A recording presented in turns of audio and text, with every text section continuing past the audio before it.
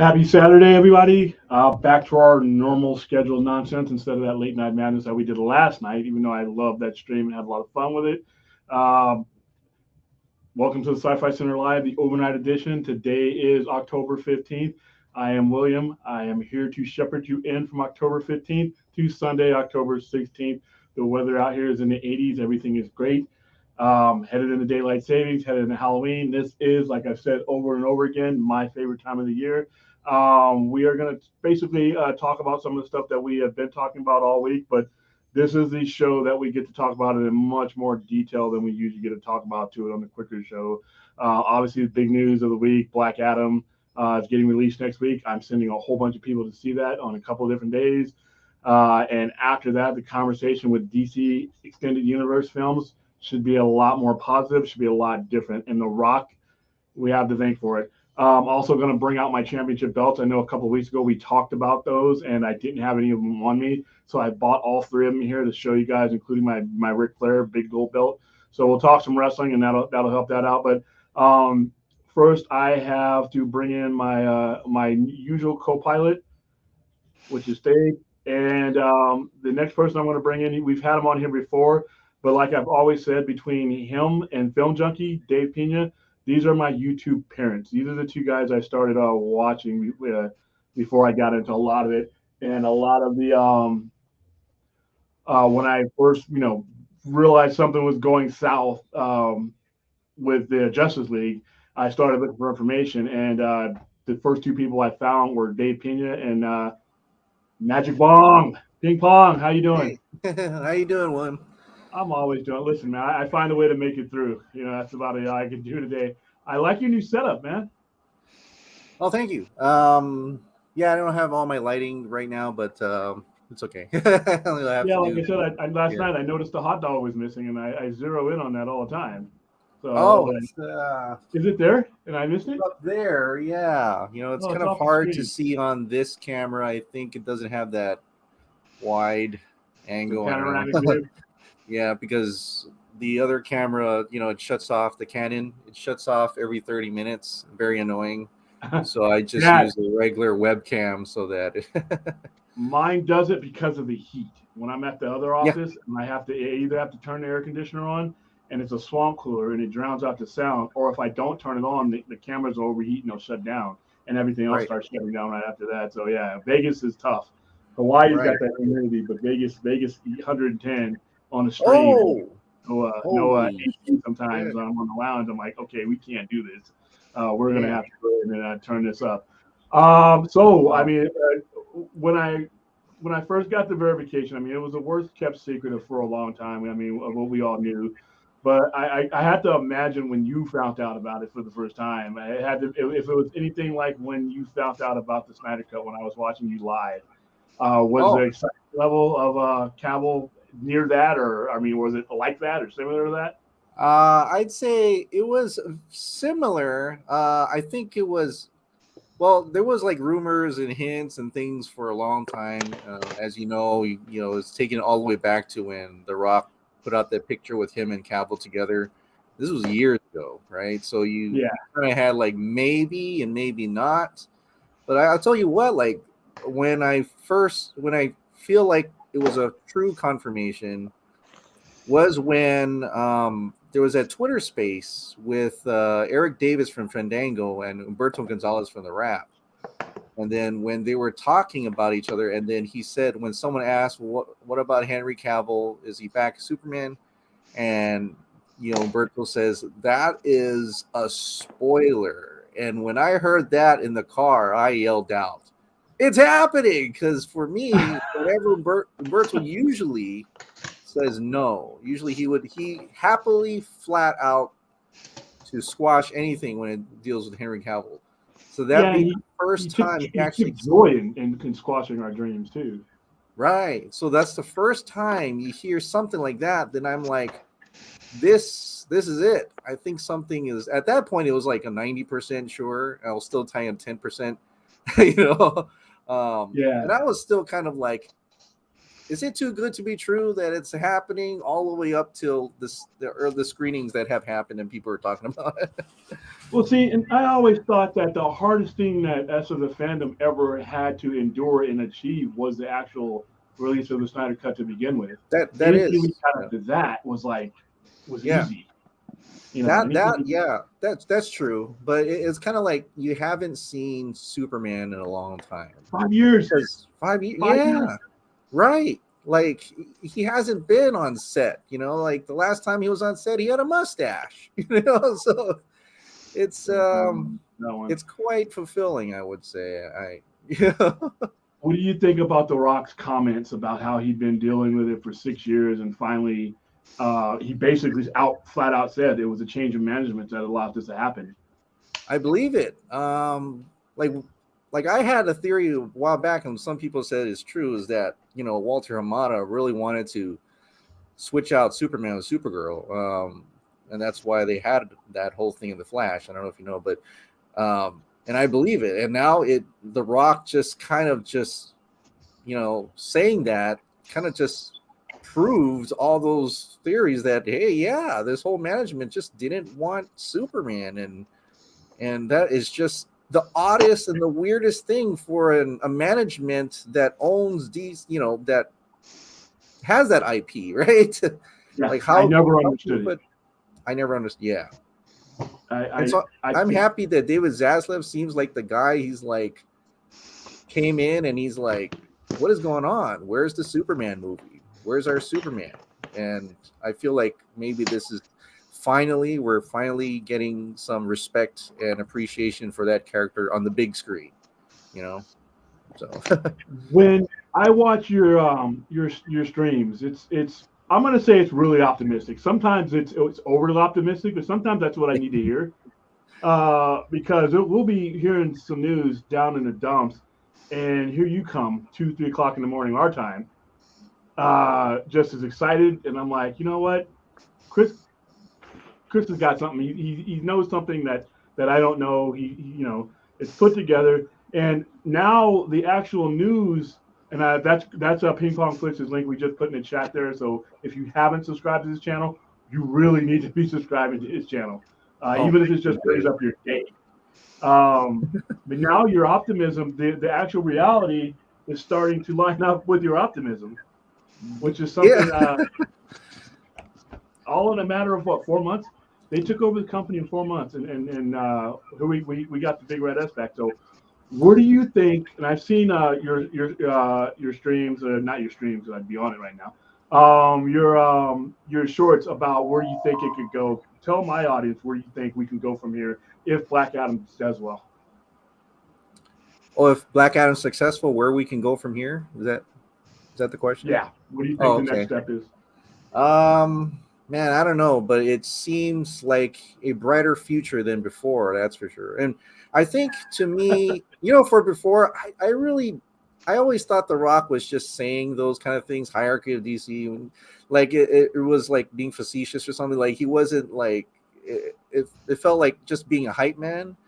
But then recently, the interviews, it kind of turned me around about his thoughts and what he wants to do, and it just really feels like it's refreshing to hear and someone at that level to be listening to the fans. Like, and maybe he doesn't mean it all the time, but for him to say that, like specifically in one of that interviews, like we're listening to you. You may not always get what you want, but we hear you. And I like so that. Just that alone just says, okay, there is finally some connection between a possible future exec. I don't know if he's the exec, but like maybe Hiram. Well, he's the head of his studio. He's the head of it. Right. $7. Yeah, like Hiram Garcia, they had some ideas going around. So I mean, it's a possibility. And to prove his point, he brought Henry Cavill back. Yeah. Like if he didn't bring Henry Cavill back and he said all that stuff, then I'd be like, nah, you don't got what it takes. But he's like, this is his proof. This is like, I got Henry Cavill back. Now what else can I do? And I'm like, what else can you do?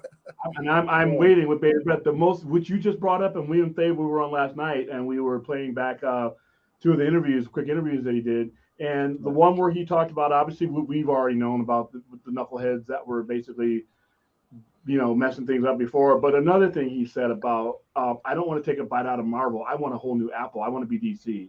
And I'm paraphrasing him. And I've been waiting to hear someone high up at that level at DC to say that for 9 years. Man of Steel was released in 2013. So we're on 20. We're almost into almost a decade. Mm-hmm. I've been waiting to hear somebody. Can you imagine what Zack Snyder's movies would have been like if somebody else would have had that mentality back in 2013, 2015, 2016? We might not even be on the screen because I would have had no reason to seek you out because I was seeking out. I was trying to fulfill my own foil hat memories, and I turned on a stream with a cat wearing a foil hat, which is hilarious.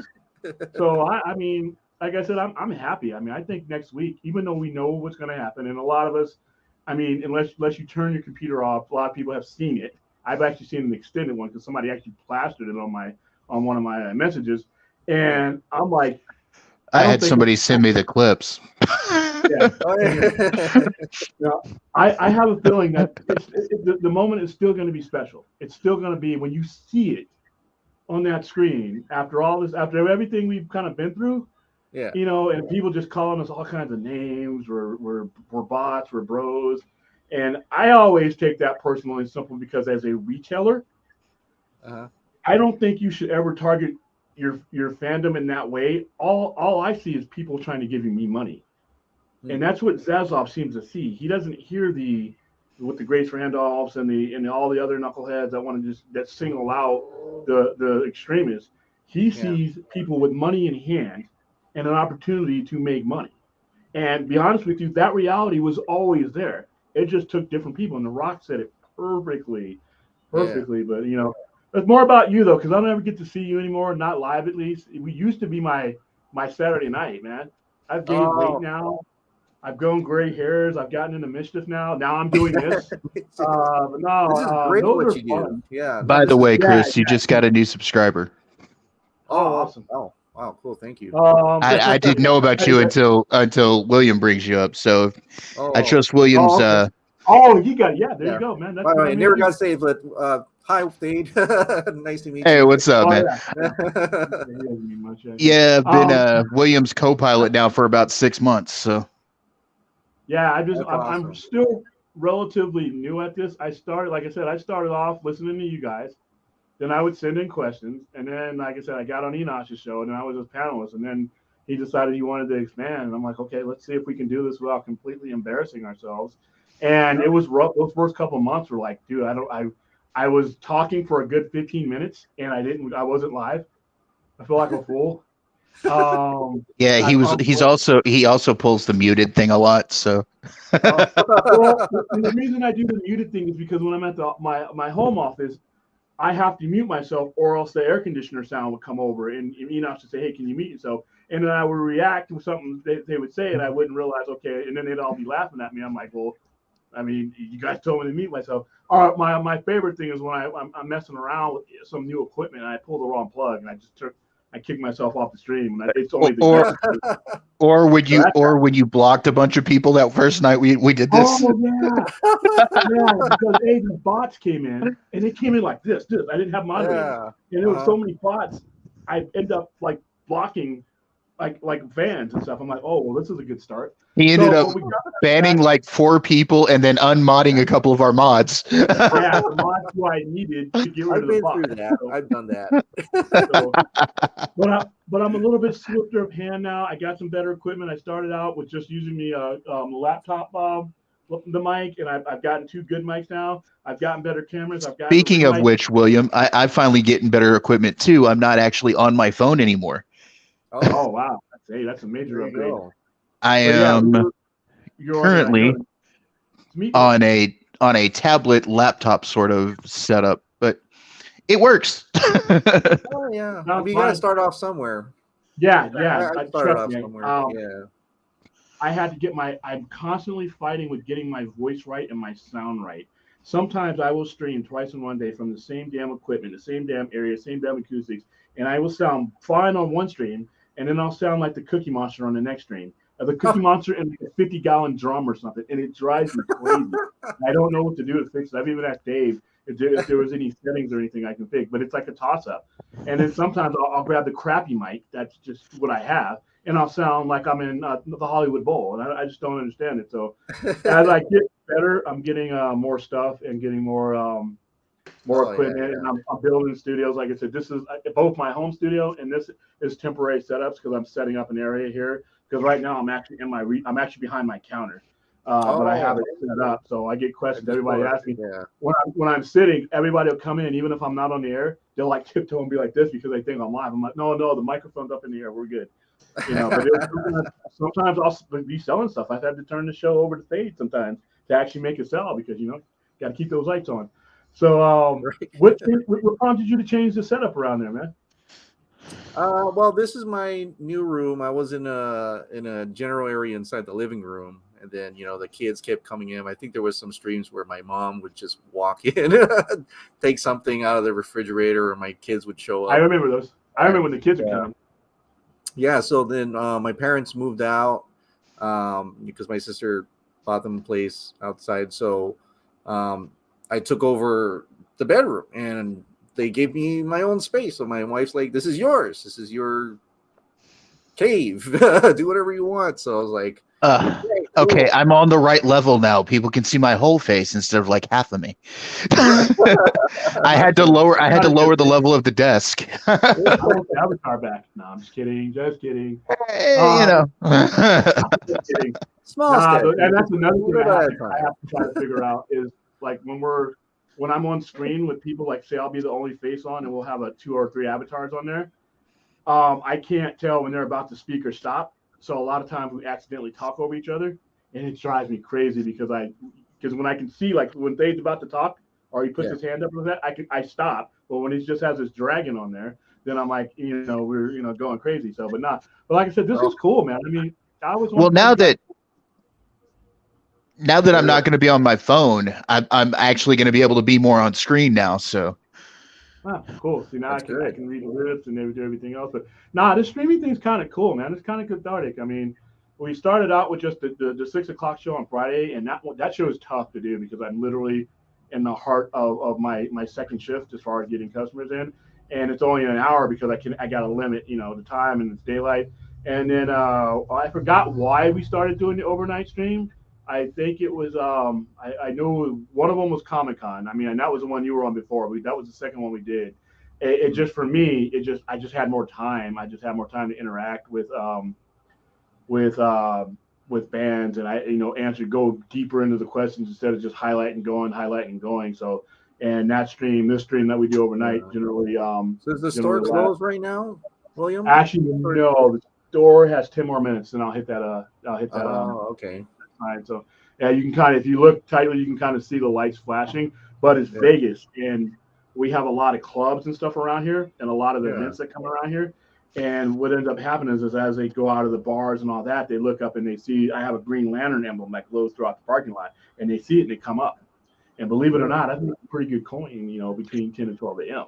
If you shine it, they will come. Yeah, I got a bat signal. I got a bat signal that I'm working on too that'll shine up in the clouds if I can get a powerful enough night. Anybody in the crowd have anything to say for Chris? Because like I said, it's rare. Happy birthday, Damien! Happy birthday, Damien! Oh, happy birthday!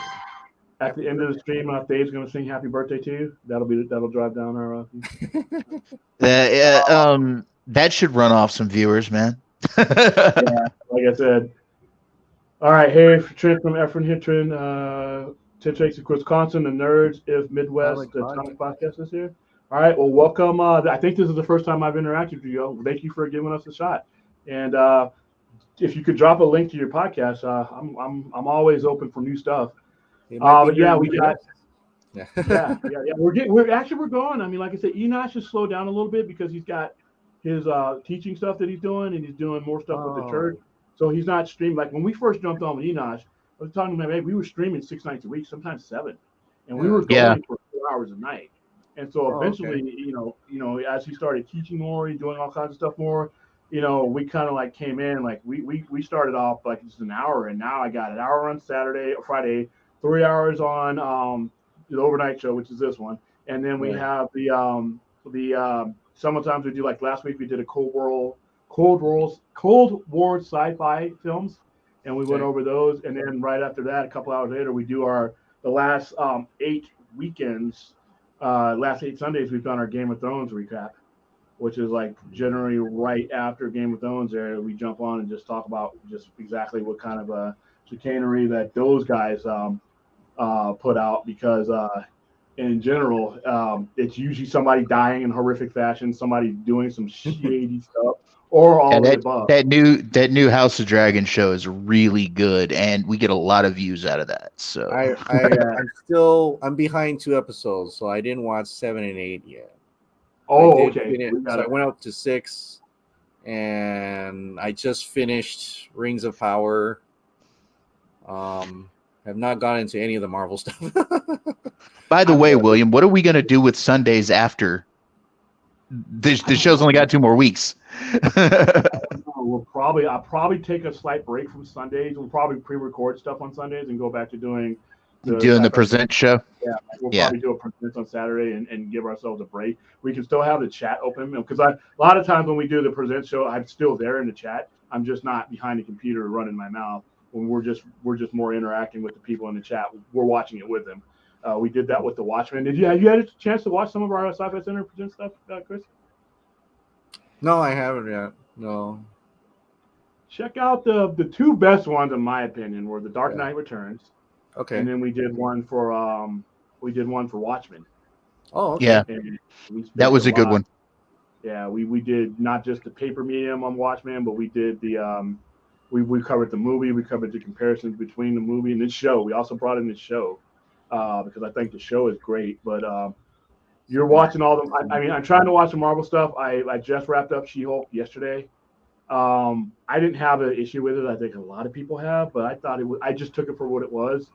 It wasn't like Hawkeye. Hawkeye, I didn't like. I just thought was unwatchable. WandaVision, a lot of people like, but I just lost me. It didn't grab my attention until Doctor Strange Multiverse of Madness. Then a lot of the stuff in WandaVision makes sense. But other than that, and see, that's the good thing about mine and William's show, is him and I contrast when it comes to certain things. Because I enjoyed Hawkeye. He didn't, but I did. And like I said, a lot of stuff I've been watching is just like, Halloween. I watched Halloween's End, and I saw Halloween Ends for free, and I want a refund still.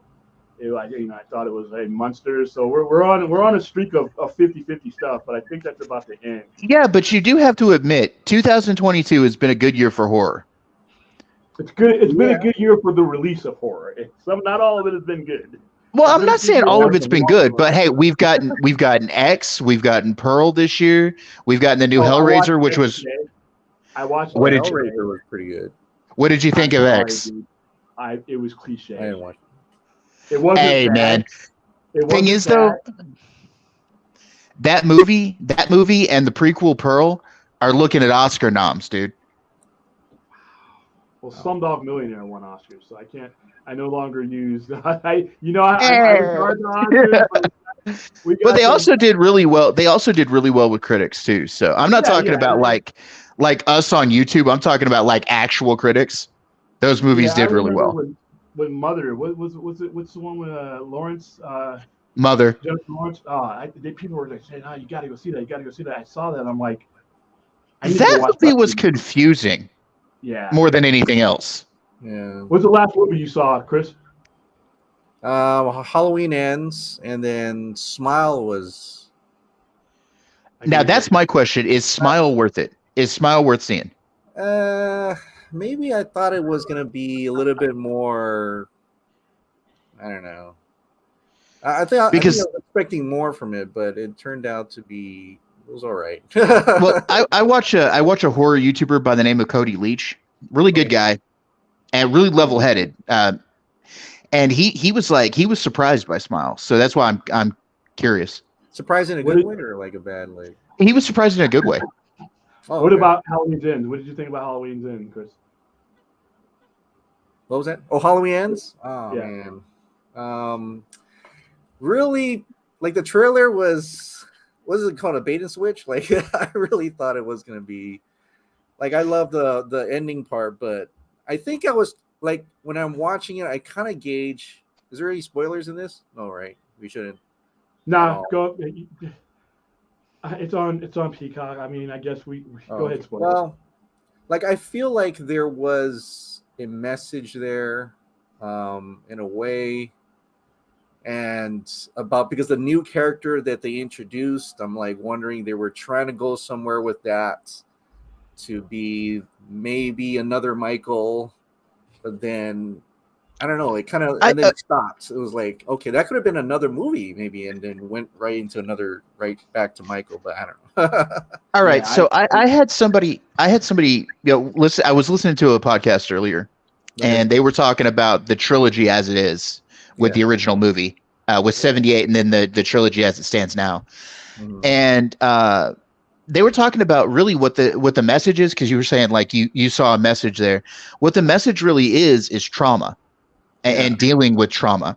Yeah. It's more than just a slasher flick. You know, with the first one, with 2018, you had Laurie dealing with 40 years of being afraid of Michael Myers and knowing that he was still out there. I mean, he may have been locked up, but he was still out there. Right. And then with Halloween Kills, you have the whole town having to deal with what Myers did, you know. Right. And now this is more like this one. This movie, and I haven't seen this movie yet. I probably will watch it either tonight or tomorrow after the show. Oh, okay, I'm sorry. Okay. Well, I already know. Look, people spoil stuff for me all the time. It's not a big deal. I've never been one to run away from spoilers. But just from what I know, because I know what the change is with this movie. Yeah. I think it's. So, like I said, the first movie was Laurie dealing with 40 years of trauma. Kills was the whole town dealing with 40 years of Michael Myers and what it's turned Haddonfield into and everything else. One freaking night in 78 screwed this whole town up, you got the boogeyman, and then like the third movie was more like a more personal trauma. Like it was more, the stuff that the new character went through. And that the accident he had, it's Laurie finally getting over that trauma. She's trying to help other people, and even like to a certain extent, it's Michael dealing with trauma. Yeah, it's Michael dealing with. I'm 60 years old. Right. I'm.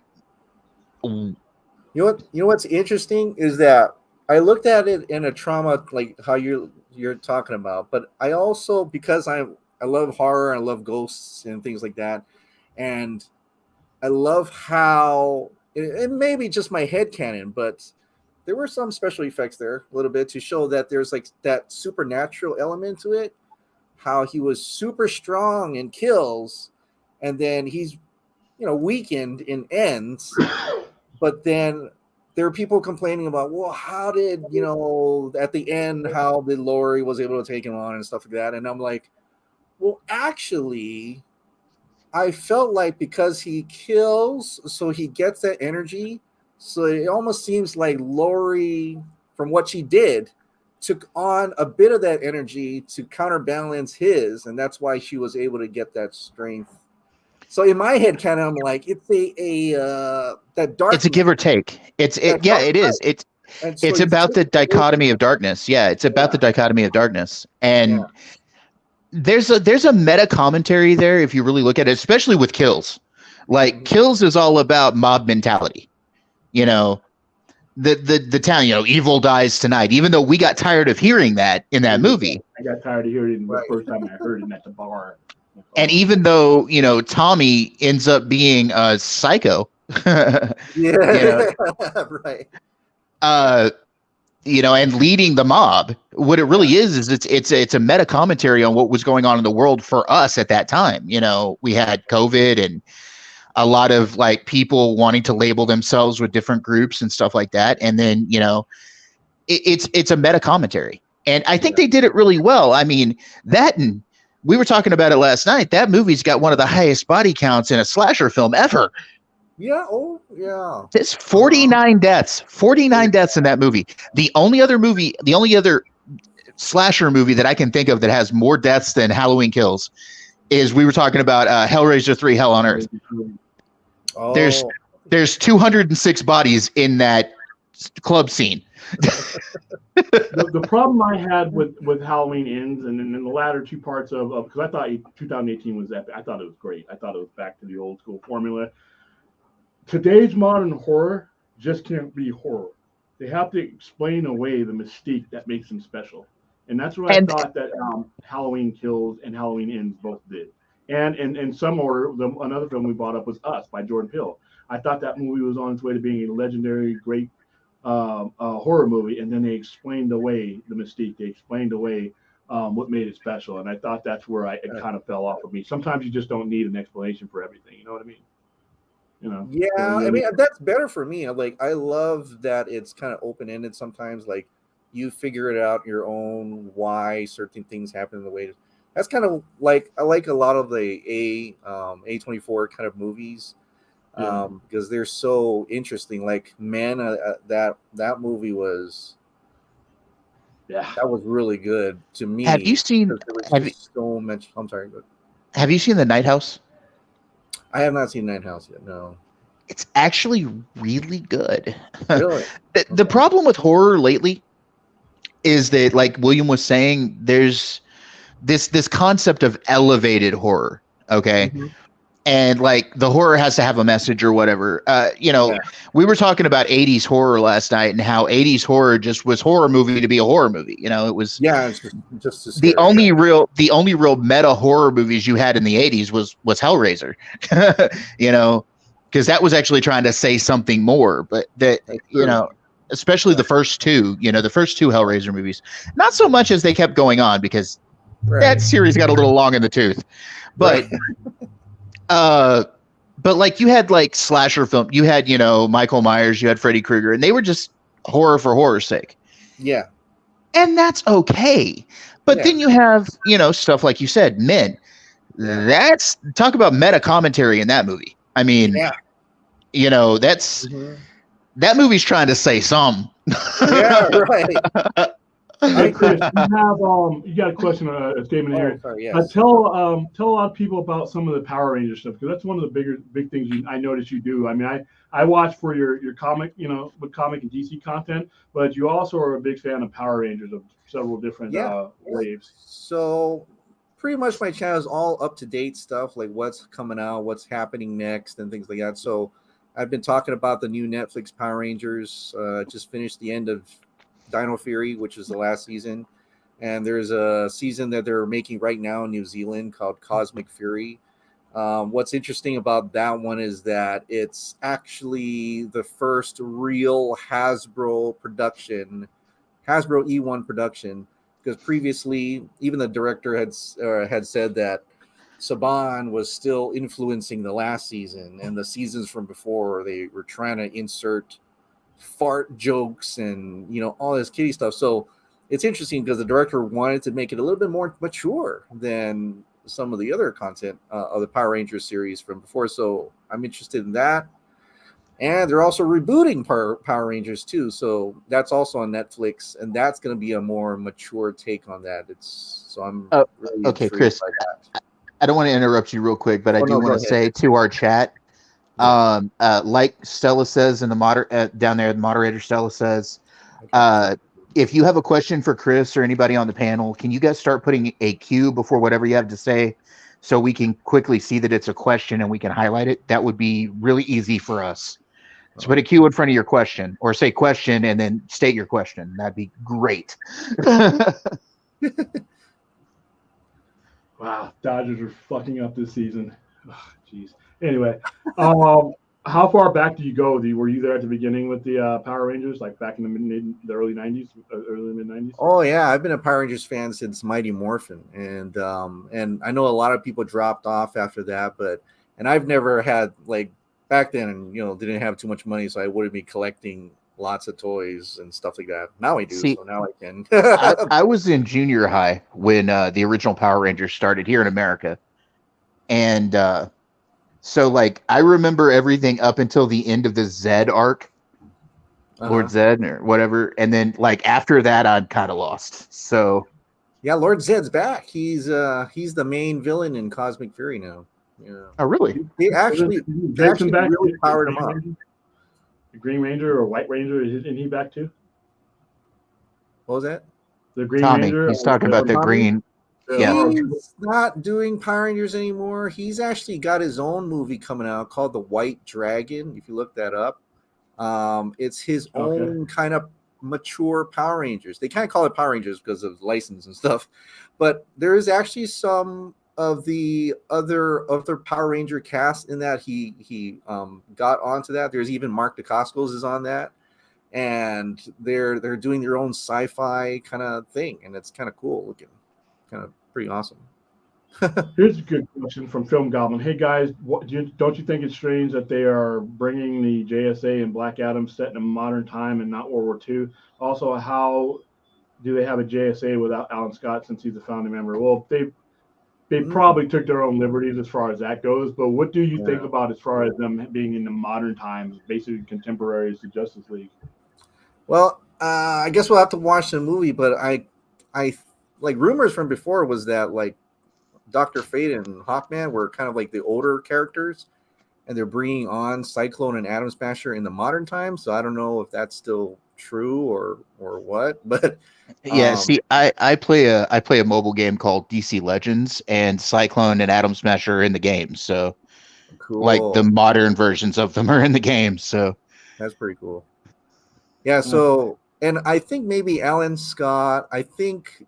And this is more on the business side. I think they wanted to save the Green Lantern characters for the Green Lantern show. That I don't know if it's still coming out or not, or what's happening with that. It's supposedly still in the works. It's supposedly still in the works up until like 2 weeks ago. They were talking about it still in the works. Mm-hmm. We shall see. I never guarantee a thing until I actually see it production or whatever. Right. Especially I think this time.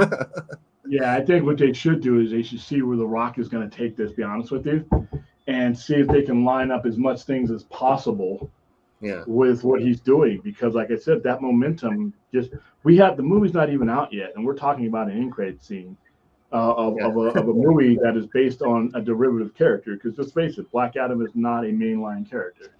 He's just not. He's a secondary character to a secondary character, but yet here we are.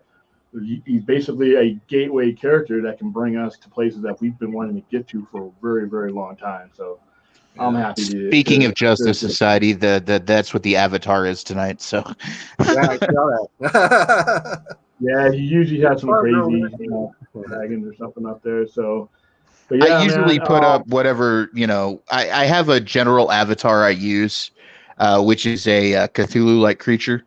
Tentacles and all that. But when we do like Game of Thrones or whatever, I usually have Balerion the Black Dread up, or I have something that pertains to something we're doing with the show. But they should make another I know they made a modern Cthulhu with underwater, but I want them to make an actual like full blown high budget. I want them to do, and this is if we're talking about Lovecraft, because talk about horror with a message, but if we're talking about Lovecraft, what my ideal Lovecraft movie would be, they have made some of his stuff recently, like Nicolas Cage was in The Color Out of Space, which was actually a really good movie. Yeah, but it was modernized. Yeah. What I want is a true film noir. Yeah. 1920s Lovecraftian investigation movie. And I want it just to be like a mortal private investigator runs into some cultist stuff, and then he starts uncovering all the weird, Right. That would be a great movie. And I think I might actually. That actually would be a really good show. And you know what? I actually might start writing up a pitch for that. Oh. That might be That would be interesting. Yeah, you're right, I think you always modernize things, and I'm like, just take it back to that time when that was. William, you have a good idea there. I think I might actually write a pitch for that. That's cool. Okay. Make sure you refer to this show so that when they try to steal it from you, you can say no. No, they had it here, and Oh, trust me, I will credit myself, but I will also credit you for the show idea.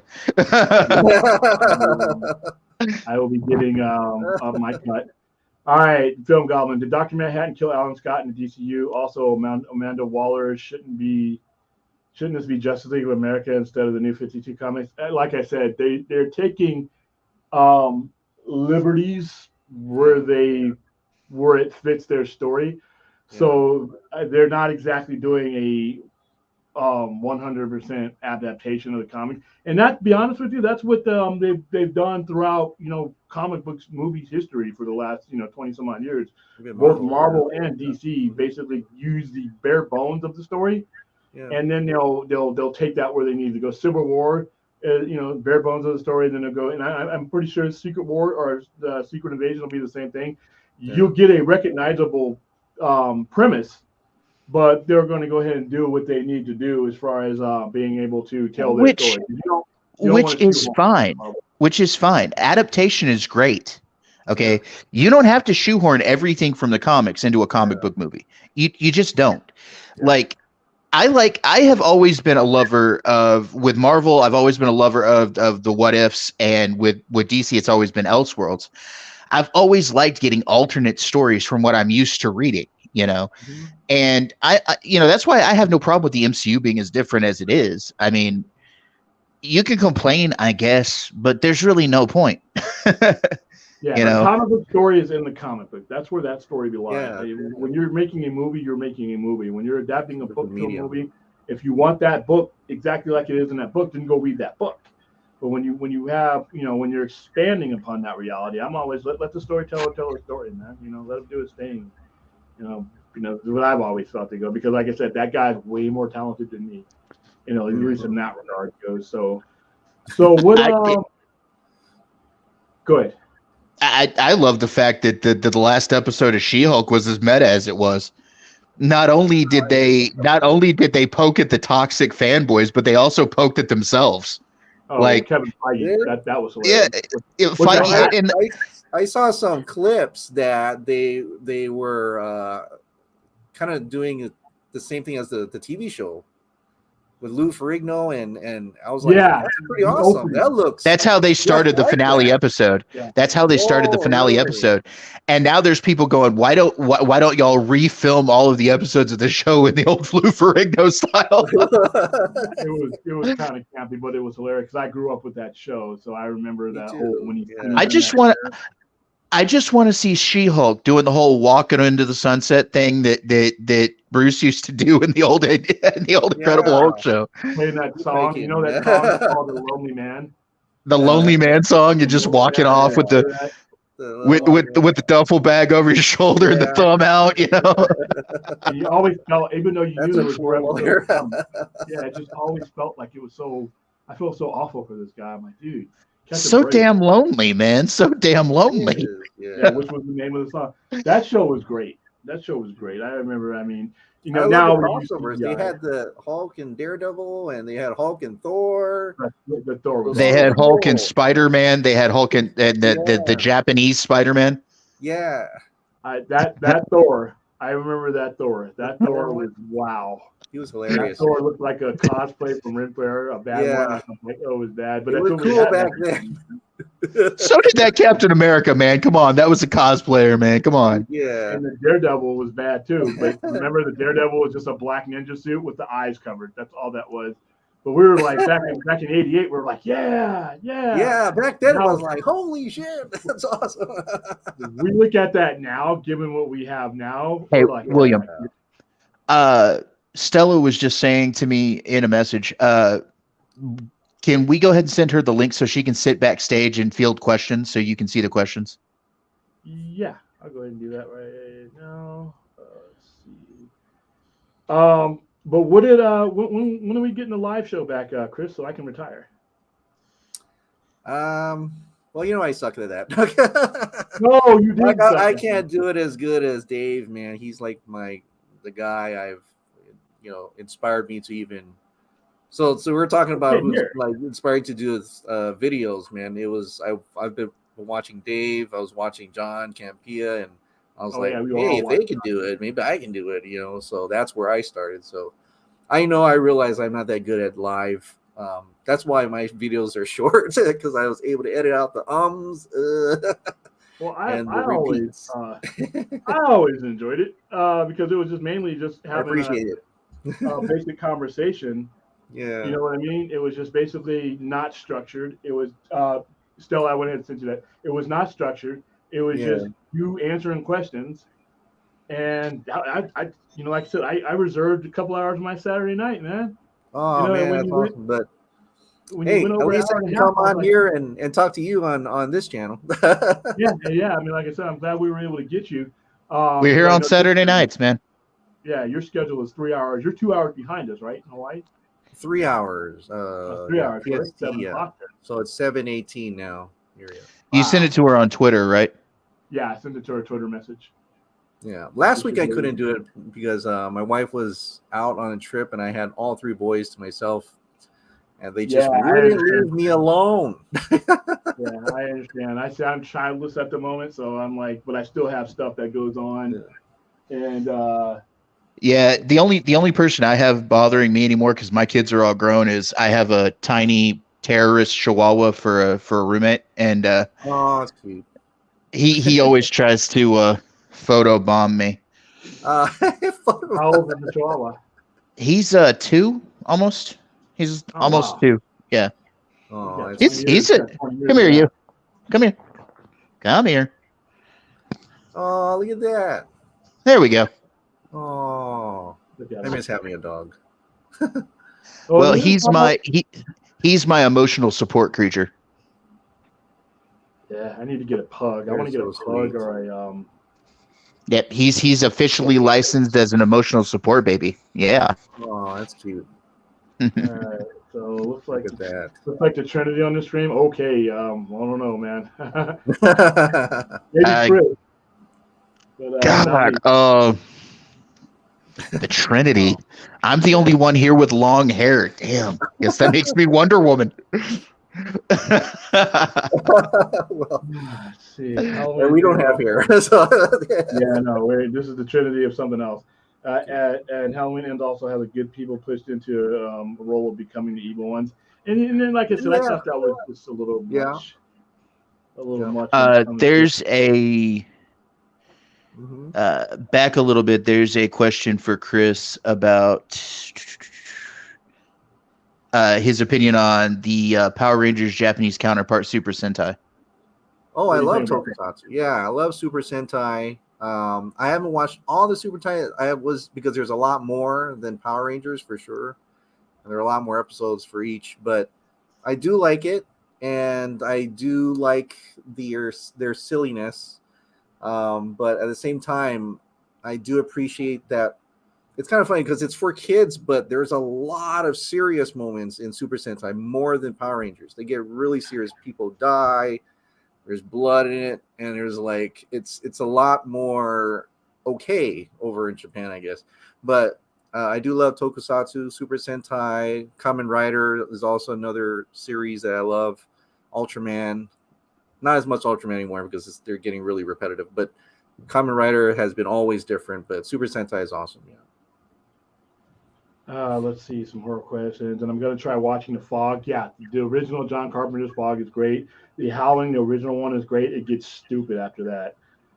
Burning and Punking, yeah, those are all good ones as long as you stick with the originals and not either the remakes or the sequels. With the Howling, the sequels get just. Oh, my favorite Howling movie is the original Nightmare, which is like the 4th one. It's the one where they're in the castle in Romania. That one's kind of a guilty pleasure horror movie. I like that one, where it ends up being the young girl as the werewolf. Oh yeah. Oh, vaguely remember that time. I had checked out by that time. I also like Marsupials too. Marsupials was cool. The Australian one. Yeah, keep that one. William, what is your thoughts on V for Vendetta? Will seemingly have a crossover with Pennyworth show. Really? I think he was asking me about that earlier, and I think that is I think that's an awful mix. Cool. I don't think those two worlds are meant to collide. But you know what? Everybody has to do do a crossover. Not everything needs to crossover. Some things definitely need to crossover, but sometimes we need to keep certain worlds because certain worlds are designed to interact with certain things. And like, say for instance, Batman. Ben Affleck's Batman is designed to work with other superheroes. Robert Pattinson Batman is not. Yeah. And that's why whenever I hear, well, they should just make the DCU out of Robert Pattinson, I'm like, well, maybe they just shouldn't, because that's not the way you design that character. Well, So, especially with his with Matt Reeves' hyper realism with that movie, Right. like you can't lend that to a man flying in the air, like he wouldn't last, yeah. I like I said, I want to see how he handles if they do Mr. Freeze. I mean, is it instead of have some goofy guy running around with Freeze Ray, is he gonna be a guy that's just like the ice truck killer from Dexter? Right. Are they gonna go sci-fi with that? It seems it's kind of like the Nolan, but without the technology. Like yeah, it's grounded. Yeah, it's super grounded. I don't know if I want grounded all the time. Grounded is cool, but I gotta have my unbelievable, flying aliens and monsters and all that stuff. Like, that's what I well, need. and that's what I was saying. That's what I was saying to somebody a while back about like the difference in Marvel and DC. DC, the characters are more on the level of gods. Like you have Wonder Woman, you have Superman, you have like these magnificent fantasy, larger than life characters. Marvel, a lot of street level guys. I mean, you do have the cosmic characters, you do have the larger than life characters, but then you got mutants, just people that are just different, And I think that Marvel lends itself to be a little bit more grounded than DC does. And that's fine. It's like they always said, Marvel was the world outside your window. DC is the gods, the Trinity, the gods, like I said, larger than life stuff. All right. Yeah, I agree. Got a question from Chappie. Question: after Henry Cavill coming back as Superman, do you think it's possible that we see Amy Adams back as Lois Lane and Jesse? I think he means Jesse Eisenberg as Lex Luthor. What do you think, Chris? I think so. I think that's kind of a given. I mean, that would be kind of weird. I mean, it probably could happen that they could recast, but I think both of them have said that if there was the opportunity to come back as Lois Lane or Lex Luthor, they say they would jump to it. So I don't see any reason why they wouldn't. They look the same as they do now.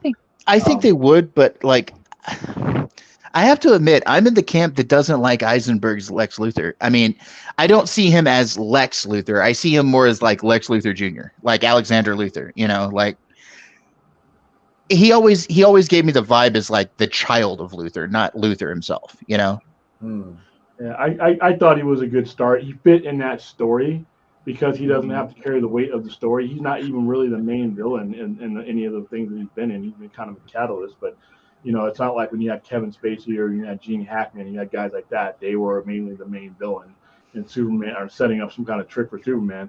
He's kind of.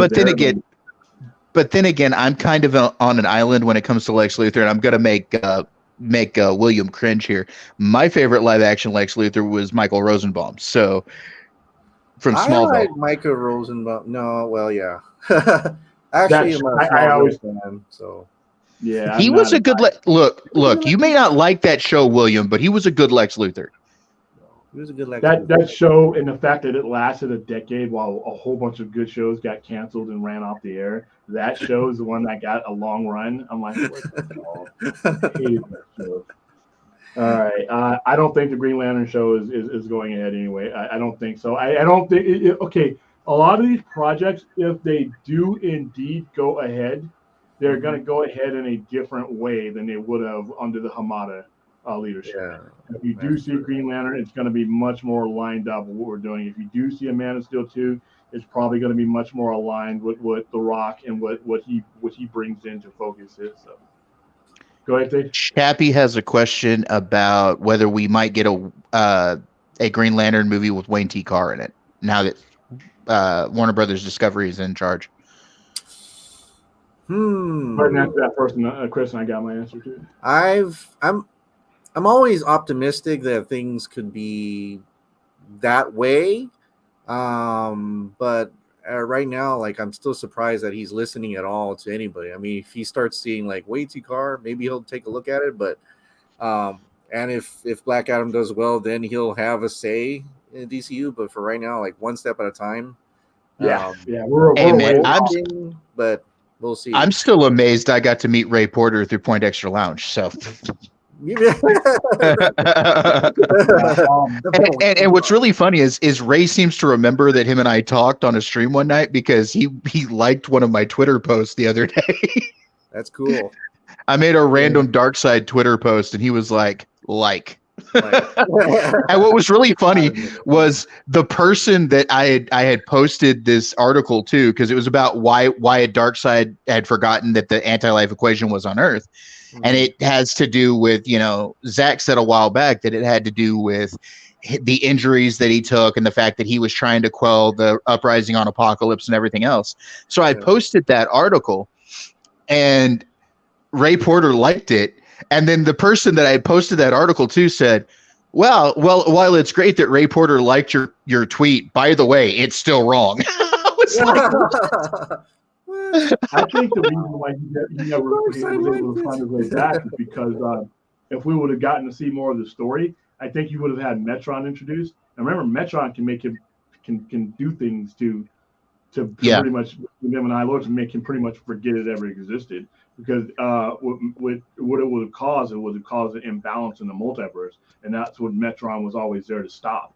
He was never good or bad, but Darkseid getting the anti-life equation would have offset the balance of the universe. So he would have probably intervened to stop and would have basically pretty much hid it from him or wiped his mind of at least that information so that they could not come back there, it very easily. He probably wouldn't have prevented him from finding it altogether because obviously Steppenwolf did. But at the time he was about to do it, would have caused an imbalance in all of mankind, all of humanity, and all of the universe. So I think Metron is a character that we really need to see somewhere down the line because he's a placemaker and a placeholder for that character. So yeah, I mean that was my theory about why he didn't find it. And I'll go ahead and answer this question too. I think we're a ways away from that. I mean, we may get a sequence where we actually get Wayne T. Carr in the actual Zack Snyder's Justice League. We may get something where that scene is added. If go ahead and do a revised Zack Snyder's Justice League and have it the way Zack wants it now that the guys that said no to everything are gone. But I would think that I don't know how close we are to having a Green Lantern movie. I think right now they're focused on that Trinity. And if the things they're doing right now goes well, who knows who they will decide, though. They may decide it's Hal Jordan that they want to use as their Green Lantern. So it all depends on Okay, so my question is if you're using Hal, who might you want cast as Hal? I mean, what would your idea of being a good casting for Hal Jordan? I don't have one. It's funny because you know how before the Snyder Cut was released, The Rock and Ryan Reynolds were kind of going back and forth, and because they were both in Red Notice and they kind of have some type of relation in Fast and the Furious as well. I'm like, man, what if he brings back Ryan Reynolds as Hal Jordan, like in a better way, but not like. Okay, so I think regardless of how horrible the CGI and everything was in that movie, I actually liked that movie. Not liked it as in it's the greatest thing I've ever seen, but like Ryan Reynolds has the right personality for Hal Jordan. Yeah, like I think he played a good Hal Jordan. I think he has the cockiness and the all of that for a young Hal Jordan. Mm-hmm. And he has the look for it too. Yeah. So I wouldn't be surprised if it like brings him back. Maybe I don't know. They brought him back. I would. It wouldn't ruin my day. It would. If they brought him back, I think a lot of people would come full circle with that because a lot of it wasn't his fault that movie was as bad as it was. So yeah. If you were to get another shot at it, and somebody else did it, but he's one of those guys that likes to be, in full control, and I don't know if his style of filmmaking would fit with what their, the path that they chose. And who knows, though? like I said, I think they would probably just recast a Hal Jordan, a brand new person, probably someone we haven't heard, or someone we've heard in the periphery, you know, a B player on another show. Because there's a lot of character actors and actors in shows that are not the headline people that end up getting these roles, and we hear about them from there. So whenever I hear a lot of people do the fan casting thing, and 99.9% of the time it ends up not being that person, just simple because these guys who have access to these actors and actresses have access to a lot more than we do. We only have access to what we see on the screen. They have access to interviews and old tapings and stuff that they've done, auditions and everything else. So I am almost, sure that they go. Now with the Wayne T. Carr thing, that's different because he's played the role. You know, we actually have footage of somebody would actually have footage of him in the role playing Green Lantern, and that alone is his audition. So we already know that he would fit as a character because a major director casted him.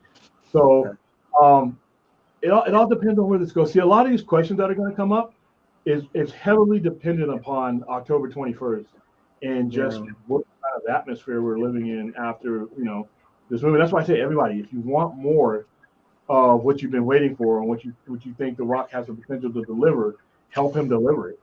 All right, William, bottom of the chat, Ryan Hierarchy has a question for the three of us.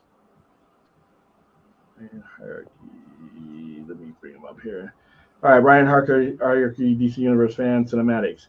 Question to William, Dan, and Chris: do you think that we will get a spinoff of the Justice Society after Black Adam, and if so, which Justice Society do you recommend gets a spinoff? I'll answer that first. The one that's in the movie. If the movie's successful, it's going to be the one that we've seen on that we're seeing. I think they're already teasing that. I think they've even Aldous Hodge was like, maybe he's going to have Hawkman. It's going to be like a Hawkman spinoff with Hawkgirl in it or something. I don't know. I'm sure there's a lot of plans for spinoffs after this if it's successful. I would like to see before they did individual spinoff because as cool as it's I just don't want to be back in a situation where we just don't have enough heat behind Hawkman. I like having them in these group settings where they can play off each other, and then it's not dependent on a character that a lot of people just don't know, because we got lucky with Black Adam. Black Adam we got lucky with because we have The Rock, he's a superstar, but we also have the Cavill information too. So without those two things, we would not be doing a Black Adam movie because nobody knows who Black Adam is outside of the geekdom. Right. That's why it took so many years for him to get it off the ground. The only other place that we have a Justice Society currently is in the show Stargirl. Okay. That's true. They have, they're running their own Justice Society over there, and they're using more of the Justice Society characters. But on the big screen, though, I think that we're going to get Dr. Fate like we've gotten Black Adam. I think we're going to have Atom Smasher, Cyclone, Hawkman, possibly Hawkgirl. I don't think Black Adam's ever going to join Justice Society, which I hope he doesn't. I hope he kind of stays loner, on his own. Yeah. That's true. And then beyond that, it could be sky's the limit, man. Like, you could end up with Jay Garrick. You could end up with, any of them. Yeah, I hope they slow down with that. I really don't want to see individual movies from these guys yet. I just don't think they have the legs.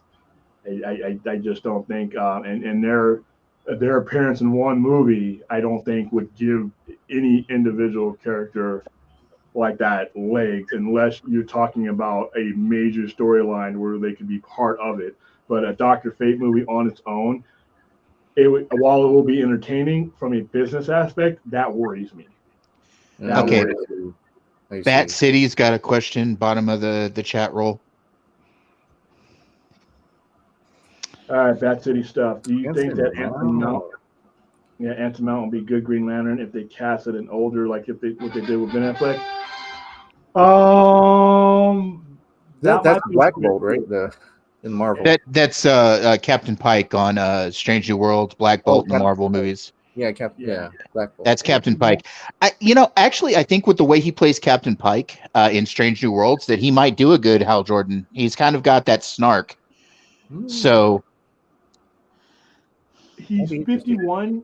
he looks a good 45 to 48. Hal Jordan, people see the great temples on Hal Jordan, but Hal Jordan probably, I'm guessing, around was in his early 30s when he became Green Lantern, and most of the stories that take place for Hal Jordan take place within him being in his mid to late 30s. So I don't know if casting a 50-year-old would do it for me. Maybe they're unless they keep in adopt mind the David Goyer script where it was like an older Hal Jordan training a young John Stewart. Keep in mind, in the comics originally, Hal Jordan did not have the white at the temples. When he first started out, he had a straight up head full of brown hair. Yeah. So now it's like now he's got the Mr. Fantastic going on. Right, yeah. I was just thinking that. But Mr. Fantastic, whenever you first see him, he's in his he's getting a lot of stress. But see, Chris, because Ben Affleck's Batman is older, so it's like I don't know. You know, Chris, though I may not look it, William and I are actually the same age. I'm like a year younger than William, so I've been reading comics since Silver Age times. So if they put it in a later part of his life story like they did with Ben Affleck, then Anson Mount would be perfect. If they're telling an origin story, depending on, like I said, I guess my answer will be revised. It depends on where in the story we are meeting Hal Jordan for the first time. Right. Would be who they would pick on there. So, and then Film Goblin's got a question next. Doubt it. I doubt it. Where I would like Alan Scott to make an appearance, because I like the Alan Scott character. I don't think that unless they do like an actual Golden Age type show or movie and like kick back to that time period, I don't think you're going to see Alan Scott as a Green Lantern simply because he's not connected to the Green Lantern Corps. He's kind of a lone Green Lantern. So I don't think you will ever, honestly, in live action, movie wise anyway, see an Alan Scott Green Lantern. Now, at one time, there was a consideration for putting Alan Scott in a Green Lantern show. Been a couple of years back, but I recall hearing about it or reading about it. But that has since gone by the wayside, along with everything else that was going on at the time. Wasn't he cast in the current supposedly Green Lantern show? There was an actor. Yeah, he was supposed to be cast in the current Green Lantern run. Yeah. I don't think I forgot his name. I don't think that's going to happen anymore. I personally have no use for Alan Scott's character anytime soon because it doesn't align up with the Green Lantern that you want people to focus on. I would put Alan Scott's Green Lantern way down the line as you're building, more. If you're gonna want to build on the Justice Society, I would have him as part of that era, and I would have reflections of then you have your Jay Garrett's and all that as way down the line. No, I wouldn't have Alan Scott anywhere near Green Lantern if you're doing films as you're developing. You don't have a lot of time. You have a couple hours. You only have a couple hours. You have to spend a lot of that time on your core character development, and he has nothing to do with the main line Green Lantern. So I don't know when you would put him in, but I don't think it would be anytime soon. That's just my opinion. The last time we had a live action Green Lantern was Smallville. Live action Alan Scott was Smallville. Then we haven't had. They had Dr. Fate and everybody in there. That was awesome. They had the whole Justice Society in Smallville. Everybody, yeah. But it was when he was already in Metropolis. See, the problem with Smallville is they should have split it in half. Like if they were going to go as far into the story as they did, Smallville should have been the first five. Smallville should have been the first 5 seasons, and then they should have turned it into Metropolis or something like that. Because I know, yeah. Because halfway through that show, they ended up in Metropolis permanently. Yeah, and everybody was a hero except him. He was the last hero. Which and honestly, I love Smallville because at that time there was no Superman-ish show around. So beggars can't be look Smallville for what it was it was groundbreaking. It paved the way for not the adjective I would use for Smallville, but okay. But I mean, Well, it kind of paved way for Green Arrow. it paved the way for Arrow. It paved the way for a lot of that. Yeah. And it got eyes back on DC again, because before Smallville, DC was kind of languishing, my man. Yeah. Ugh, whatever. Yeah. Bill Goldman. He's like, a JSA without Alan Scott, who founded the JSA. He's a Superman in JSA. Well, same way you can have his Cyborg. That was never a founding member of JLA until they retconned and reset the universe. The storyteller has a lot of control over how a lot of these characters are introduced. You know, I mean, the first Green Lantern that any member of Justice League ever comes in encounter with is Hal Jordan. Yet, even in Zack Snyder's Justice League, there's no Hal Jordan. There's a John Stewart. So it's up to the storyteller how they want to tell that story as far as who they bring in. Like I said, Cyborg was not a founding member of the Justice League until all the retcon stuff happened. But what's cool about Zack Snyder's Justice League is that they did have a lantern thousands of whatever years ago. So there could be something from there, and then they could kind of throw, like, maybe when we watch Black Adam, like as they're walking through a hall, they'll have like an empty costume and people are like, "Hey, that's Alan Scott." Hey, you know. But they have Alan Scott's domino mask and his cape. I don't know. Maybe they'll have a rendition of that just to. Maybe they'll have Jay Garrick's helmet. Maybe they'll have Jay Garrick's helmet. It'll be like Thor, where they're walking through, they see the gauntlet. I'm like, hey, you know, it's like. Okay, William. One comment down. We have another question from Bat City. No, down. Aaron Pritchard. And mine doesn't go down. No. Okay, question. Would you like to see someone like Liam Hemsworth or Sam Worthington play Hal Jordan? No. My answer is no. Sam Worthington. Sam Worthington might be able to do it. Yeah. Now, for a young Hal Jordan, maybe Liam Hemsworth. He's got the youth look. Yeah. Like I said, it's probably going to be somebody we never heard of.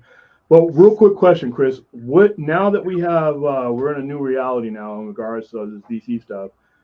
The original plan for the Flash was because the old Goonage just wanted to reset everything. I don't think that's going to happen now. I think we're just going to continue in some form. What do you think? I think it's going to be where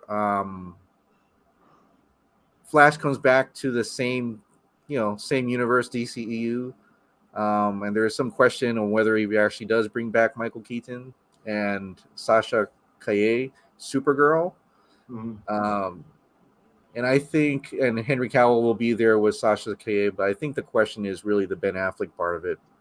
I think some people the rumor is that he's still stuck in time or something like that, but never know, because they might have shot multiple endings. I don't know about that, but I believe now that we have Ben Affleck's Batman, or Ben Affleck is going to be Bruce Wayne, Aquaman, The Lost Kingdom, Henry Cavill, Superman, definitely back. They're not. We're looking at possibly the Trinity being in the Flash movie.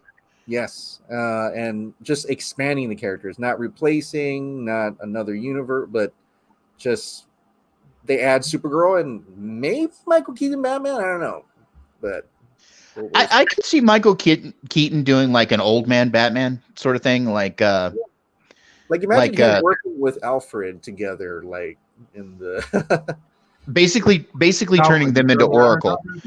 Basically turning them into Oracle. Yeah, maybe he looks over in the watchtower. Maybe they have a satellite in the sky. In the space. That'd be pretty cool. I think Steven on Dave the Film Junkies show last night, he was saying that what if they took that, what is that device that they use in I can't remember, in Man of Steel, that thing that was floating in the sky in space there, that ship, Zod's ship. Oh, the what do you call that? The mass driver. The mass driver. The mass driver. So it kind of looks, when they were looking out the window, it kind of looks like Watchtower looking over Earth. And I was like, what if they somehow fix that up and that's like the new Watchtower? That, like, wow, that'd be pretty awesome. That actually would be pretty cool. Yeah. I'm not, like I said, when it comes to Michael Keaton, and this is coming from someone who watched Michael Keaton's Batman movies in the movie. He was my first major cinematic Batman. Yeah. I just don't. 14-year-old me was excited about seeing him in the Batman suit again. 48-year-old me just don't care. And that's not a knock on Michael Keaton. Yeah. It was the Batman for 1989, June 1989. I was buying all the shirts. I was doing it. And if I at the person Just who for the taste of it, man. Diet Coke, the Diet Coke commercials, man. if somebody like me who was the target audience at the time, World Engine. Someone just said it. Sorry. Yeah, World Engine. That's it. It was the World Engine. Is there? Which, by the way, the very have they overthought the attraction of a Batman that was Batman 32 years ago, as far as the main demographic that's going to see these movies? Most of these people weren't even born when he was Batman. I don't know, because Batman was the first movie I've saw in theaters, so that was special to me. And that's been my Batman, but I don't know. I guess that's a good question. Is that the Andrew Garfield, Tobey Maguire type of appeal? Because he's a lot older than them. With those guys, you within your lifetime, within a like 90s, you had all those guys. Yeah. You 2002, you had Spider-Man. 2013, and so within a tight realm of time, you had all those characters one after another for the most part. With Michael Keaton, like I said, if you were born on June 14th, which is the day that Batman 89 was released, you're almost 34 years old. Now, and your Batman has been Nolan's Batman and Ben Affleck's Batman. I'm just like, when I hear that, hey, we're bringing Keaton back, I'm like, well okay, but how much of the audience regards him as a relevant Batman? Right. And nothing against Michael Keaton, but it should, at one point that old regime had that as a linchpin of their Batman plan, and I thought, oh my goodness, we're going over a cliff. Right. I was talking to Stella about it the other night, and she brought up bringing back having the lark of having a movie that had every live action Batman that's still alive in a movie. And another thing about Batman is and this is why when people say, well, we can't have Ben Affleck as Batman while we have Pattinson as Batman, a lot of the people who went and saw Batman or Pattinson Batman, the Ben Affleck Batman wasn't for them. And many of the people who like Ben Affleck Batman, Pattinson Batman was definitely not for them. So I say keep them around and stagger their movies if you have to do them that way, then please both audiences. He's been around for 85 or 80 years. He's got to be honest. To be honest, I wasn't fond of the Matt Reeves Batman movie. I think for what they were trying to do, it was okay. And it was probably the best representation of detective Batman that I've ever seen. Yeah. But that movie drags in some bad places where it shouldn't drag. And for being 3 hours long, Jesus. I had to watch it on streaming. I saw it twice in the theater. And I have to be honest, I got an early screener for the first time that I watched it. And then I took a friend to see it. And I fell asleep when I took my friend to see it. So that movie's a bit long in the tooth. The biggest issue that I had, because we took people to a pre-screening of it, is a lot of people who have a certain view of what they've been fed, what Batman was. This Batman was much more brutal, much more violent. The world was much darker, and it was much more grounded and grittier than the Nolan movies. The sheer violence. The only reason why they got away with a PG-13 with that movie is because they didn't show blood, even though he's crushing people's skulls, and he's doing all kinds of stuff in that movie that should really make it an R movie. And then a lot of it was just a lot of people like having that superhero connection. And if you read Batman in the comics, there's two different ways you write Batman. You write Batman as the Dark Knight, the character that's in his solitary city working on his own and his Bat family and all that, if he works with them. And then you have the one that works with the Justice League and that can work alongside metaphysical and everything else. And I think once they get to that point where the movie is, I think they'll be fine. But I don't mind having separate Batman. I like the Batman was my favorite Batman overall movie. He's not my favorite Batman though. Ben Affleck, I think he represents the Dark Knight Batman, the Dark Knight Returns Batman, and it is much more appealing to me than any other Batman that's ever been portrayed. Yeah. You know, we were talking earlier about Elseworlds and what ifs and stuff like that. I think one of my favorite, and we were also talking about the Lovecraftian thing. And there's an Elseworlds Batman story. I believe it's called The Doom That Came to Gotham. The Doom That Came to Gotham. Okay. It's a trade paperback. And it mixed Batman with Lovecraftian themes. And it was probably one of the best things I ever read when it came out of Elseworlds. It was really good. And you know, another thing is like the Batman, Matt Reeves Batman stuff took a lot of impetus and what's the word I'm looking for?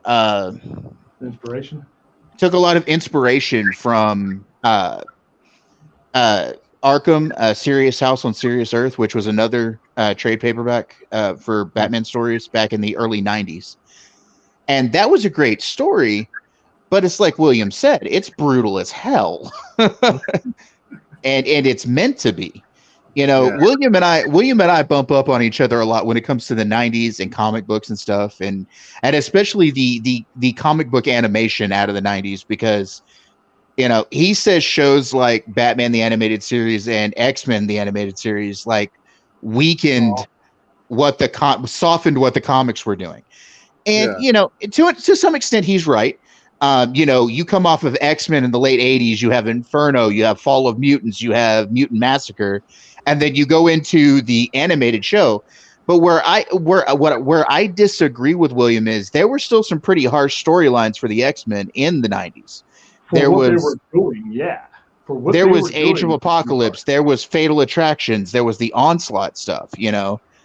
But those are all written by the people who carried the franchises into the 80s through the 90s that weren't influenced. Once you started getting into the mid to late 90s, you start seeing everything looks like that goddamn cartoon and that stupid ass theme song and a soft and cuddly Wolverine instead of the killer that rips the Hellfire Club apart to the point where they need bionics to survive again. And Batman, what was that? I mean, come on. And the problem with that is then I had people growing up thinking, you do still have to admit though, that was a legendary cartoon show. A lot of people know that.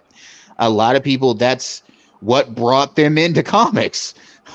Same with the X-Men show. And I know you dislike that idea, William.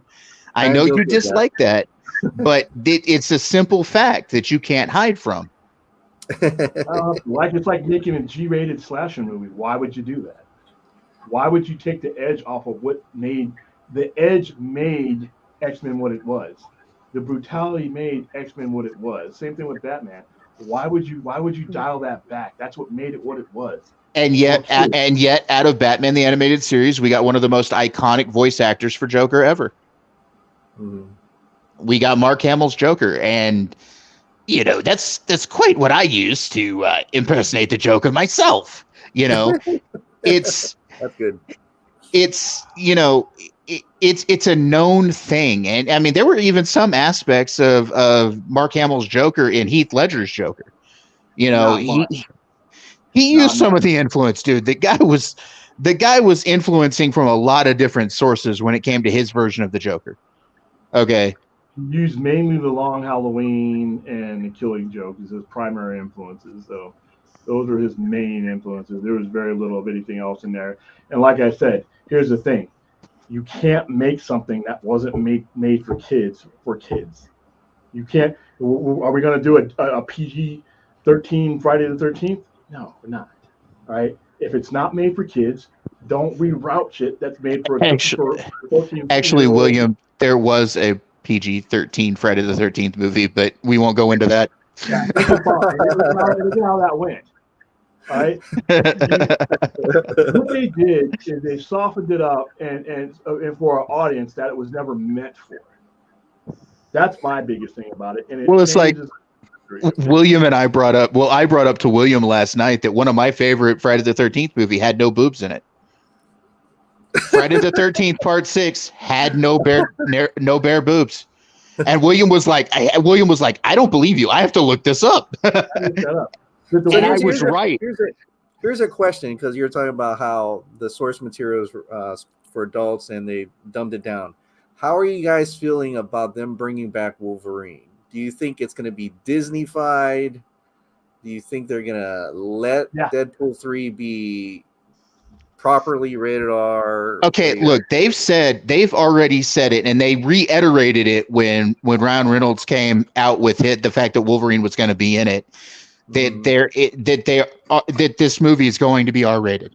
Okay, they're going to allow Wolverine to be Wolverine. That's the thing. That's why they said all the parental, like when they dropped all the X-Men movies to Disney Plus, when they dropped the Netflix shows to Disney Plus, they actually added parental controls to Disney Plus. That was set for a reason. Okay. Now, whereas William doesn't believe that they're going to do it, they are going to do it. They have a formula. Well, no, they have a formula that works, and that was the point of the finale of She-Hulk. They're telling you that formula is changing. They know they have to change to keep up with what's going on, William. And see, that's why I disagree. They have the problem. Here's the thing: is you brought this audience through a very long time, and as we were just saying, let DC be DC. I feel the same way for Marvel. Stay true to what you've been. When they made those Fox movies, if Disney would have owned Marvel in the early 2000s and throughout, you would have never had a Logan. You would have never had a Deadpool. You would have never had any of those movies, because William. The difference is Feige knows the MCU's been around for 13, 14 years now. 2009, right? 2008, 2009. 2008. Yeah. Iron Man? I don't know, Incredible Hulk and Iron Man. You know, it's been around for 14, 15 years now. A lot of the kids that started out with the early MCU stuff are becoming adults now. And Feige has actually said this in interviews. He knows that he has to age up the content, because you can't keep the same audiences you've had without pushing content. He's not going to go to the drastic extremes of what Logan and Deadpool already are. He's not going to do that, because his formula for appealing to the mass markets, the business model, and not only that, he's an employee. We forget that Kevin Feige is an employee, and he's under much tighter constraints than he's ever been. It's not like the old days where he could do whatever he wants to.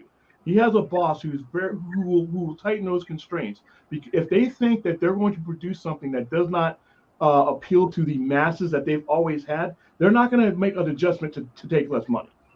And when you start making content, and you've had those people that started out, when they were kids, that are now young parents now, that are folding their kids into there, they're going to be very, very careful in how they bring them along.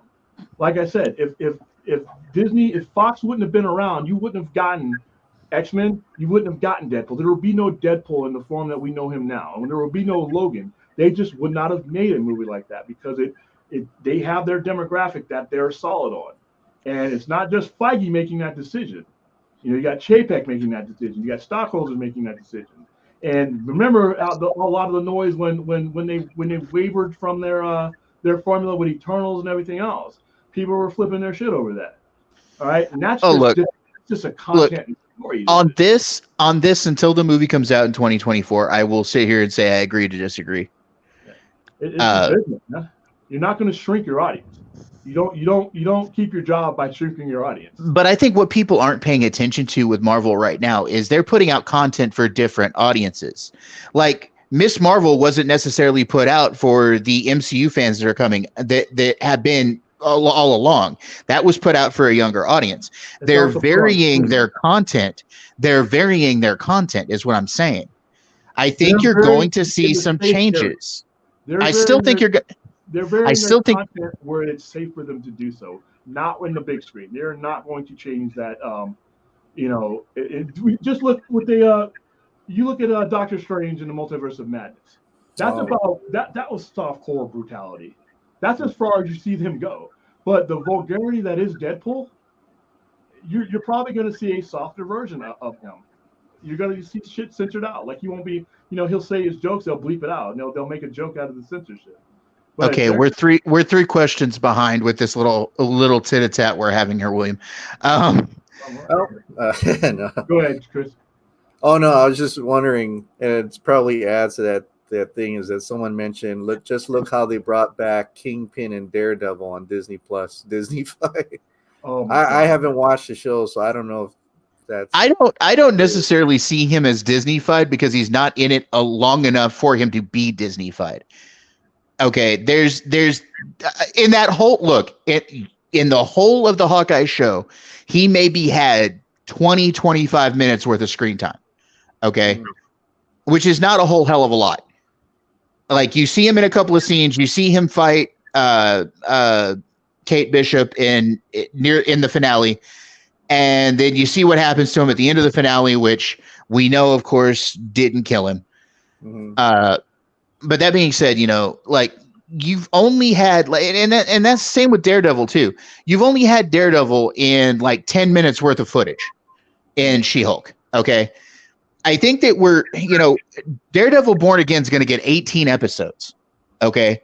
There's a lot of time to show a lot of stuff for Daredevil. And I think they understand that they've got a certain element of the fan base that wants to see something specific out of Daredevil, something specific out of Kingpin, but it's not going to be completely like the Netflix shows. It's just not. But that doesn't mean they're going to dumb it down to where it's not going to be good. And that's the implication that a lot of people who are having a problem with what Marvel's doing with the MCU is not everything has to be dark and gritty like DC. Okay. I mean, I like my dark and gritty. I'm a horror movie junkie. Give me the 3Ds. We talk about that. Death, dismemberment, destruction. We talk about that a lot on this show. But, it doesn't all have to be hyper realistic. Superheroes don't have to be that dark. There has to be consistency, though. There has to be consistency. And that's where I think all franchises screw up is when they start existing outside of themselves and start doing things that don't fit the strengths of what they've built. Marvel's done what they've done because they've always built on their own strengths. They really didn't do anything outside of that because it didn't fit. If it didn't fit, it didn't happen. If it didn't fit, it didn't do it. We need to catch up with these questions. We've got Chappie says at one point, Batman versus Superman Ultimate Edition, blah, blah, blah. Oh, no, wait a minute. That's not the question. Hold on. Let me see. Okay, so Bat City Stuff has a question for the three of us. He says, do you think the DCEU will end with Zack Snyder directing a live-action Dark Knight Returns with Ben Affleck and Henry Cavill? Starting with BVS, ending with a rematch. No. I think if he was going to come back to do a Dark Knight Returns, it would be another Batman, another Superman. I think he said that on an interview, too. Like, he wouldn't use Ben Affleck and Henry Cavill. It's kind of its own thing. So like my optimistic faith, which means nothing at all, but other than hope, is that maybe at the end of the 10-year plan, they let's tackle Darkseid and let's bring Zack in. That's as much as I think he's gonna. Yeah, my personal preference would be, because like I said, I think there's a credibility issue with never having finished that storyline. And it's hurt them. And even though they're on a new road with new management, people don't forget that. And that was a long, arduous process to get to the point when we got to. And then once you release Zack Snyder's Justice League and you saw that, you can't unsee that. And you really need the resolution of that. And I think the biggest thing that undercuts DC is the fact that they haven't finished anything. They haven't finished anything where they've let things languish. I think the biggest goodwill thing that they could do would be to finish that arc. It doesn't need to be 5 million pieces. It just needs to have. We've already had a beginning. We need to have the middle, and we need to have the end. And I think that can be worked into whatever is happening right now. Otherwise, people are not going to trust you with their money and their time if they don't think you're going to follow through. If they think they're just going to be left holding the bag, eventually they're just going to move on to other things, and not just other movies, other activities, other video games. There's so many things out there that are fighting for both your dollar and your attention, that if you have a tendency not to finish things, like I said, this is the biggest thing that DCEU ever started was this Dark Side story arc, and it's not finished. So I think that they should finish it. They should find some way to finish it, even if it's in flashbacks on other movies or something, a short, 15-minute short on HBO, so, shorts that build up. They have to find some way to finish that, and I think that would strengthen everything that they would finish. Strengthens what they have going forward. They're still using these characters. They're still using these characters, and the story's still there. Finish the story, and I don't think it would hurt anything for them to do that. I would like to see Darkseid again. I don't want to see a new Darkseid. I want to see that one. I want to see that battle for mankind versus the forces of Apocalypse. I want to see that. I think that fits all within what they're doing now. So right now, like I was saying last night, all I can really do is sit back and wait. There's a lot of stuff I want, but I knew one thing, but I guaranteed that we needed to have, in order for any of these things, however remotely possible they are from coming to fruition, is we had to have Cavill back as Superman. If you would have started over with a brand new Superman, you're basically starting over. And at that point, I would have probably bowed out, because you want me to trust you with something new when you didn't finish the old. How do I know 6 or 7 years down the line that you're not going to screw things up and I'll never get into that story? Well, William, it's like I've said several times, and you've heard me say it, but Chris hasn't, so I'm going to repeat it for him. They did lose me. I haven't been interested in DC for a very long time, simply because they didn't finish that storyline. I got that tease, 2021, I got that tease, but it didn't go anywhere, and I knew, and that was the bittersweet of it. Yeah, we got Zack Snyder's Justice League, but I knew that it wasn't going anywhere. You know what I'm saying? And that's I haven't really watched a whole lot of the last thing I watched was Peacemaker, because I thought it was funny. All right, so we'll even need nowadays versus the old ways. Everything I'm saying is the current things. Certain things have changed, but certain things will never change. You don't upset an apple cart that has been rolling fine for you. You don't do things that shrink your audience. You make things easier for your audience to grow. And if you have a formula that has been working, and this is going to be the old days, the current days, and 30, 40 years from now, you stick to those core properties, because it's not just your decision making now.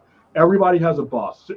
Feige has several of them, and his bosses have about a few hundred other bosses. They're called shareholders, and they're called financiers, and they're called people who put up the money for these things. So if you have something that's working, it's not just his decision. And how, if they see things like, once we get past the the COVID financial things that really hurt movies, and we get back to our normal viewing habits, these guys who invest in these movies and own these companies are going to want to see growth.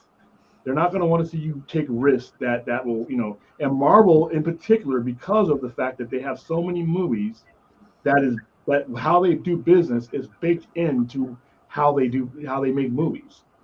And now, hold on, in order for you to switch that up, you got a lot of people on board that are going to want to say in that, and I don't think it's going to happen. Go ahead, Tate. 2 above that current comment that you have up there. Jason E says he had a question for Chris Wong. For Chris. How do you feel about the Power Ranger show coming in? Oh, well, I kind of said it earlier. I'm excited because the director is going to be able to make a the show that he wanted to make without outside influence as to what he's saying. I am going to be disappointed though, because it is only 10 episodes at 20 something minutes a pop. But then he said that means there's no fillers and it's going to be serialized as opposed to Monster Day. So I'm like, okay. And it's going to be original suits to a point. I mean, the helmets kind of look the same, but so it's going to be a new era, I guess, for Power Rangers. But I am still kind of like, it's only 10 episodes. So are they going back to the characters from the original? Like, are they just like rehashing old characters, or are these going to be new characters, or what? It's continuing off from the last season, Dino Fury, which is a new character. So every season there's a new set of characters, new set of actors, and new suits and stuff like that. But from the last season, they were still borrowing from Tokusatsu, from the Super Sentai. So it was Real Soger they were borrowing it from. And now this season is the first time they said we are making our own suits, to a point, because the helmet is still kind of the same as the last one. I mean, it's mostly the same as the last one, but the rest of the body, the rest of the suit looks different. So this is something new that actually a lot of Power Ranger fans are kind of pissed off. I think they are so used to having that Super Sentai adaptation. They're like, now you should adapt this one or adapt this one. And I'm okay with that too. But at the same time, I'm like, look, Power Rangers is finally going to be its own thing in a sense. So that's kind of exciting in itself. It's kind of like they can flex their own creativity. They don't have to pull footage anymore. They actually have their own stunt teams and stuff like that. And I'm kind of excited to see all that come to pass. So that's where is the popularity right now with Power Rangers? How big is it? Because I know when it first came out, it was huge. Has it still maintained that same audience? I'm guessing it's still, I don't know how big it is. I mean, it seems like, so when I'm starting to get, I was in the fandom, they do have their own fights and issues, just like every other fandom itself. It's kind of a whole other thing. But it's pretty big. I have even my videos have almost as much views as the DC one. And there are a lot of excited fans and a lot of fans who have problems, just like how DC fans have problems with this DC fans, and Marvel has problems. It's just like any other fandom. Oh, you mean they've got that? You guys have got your own toxic fans? Yeah, our own thing. I mean, even just recently, the director himself got off Twitter. He disconnected off Twitter because they were. So it's weird because they were fighting about wanting more civilian fights, unmorphed fights.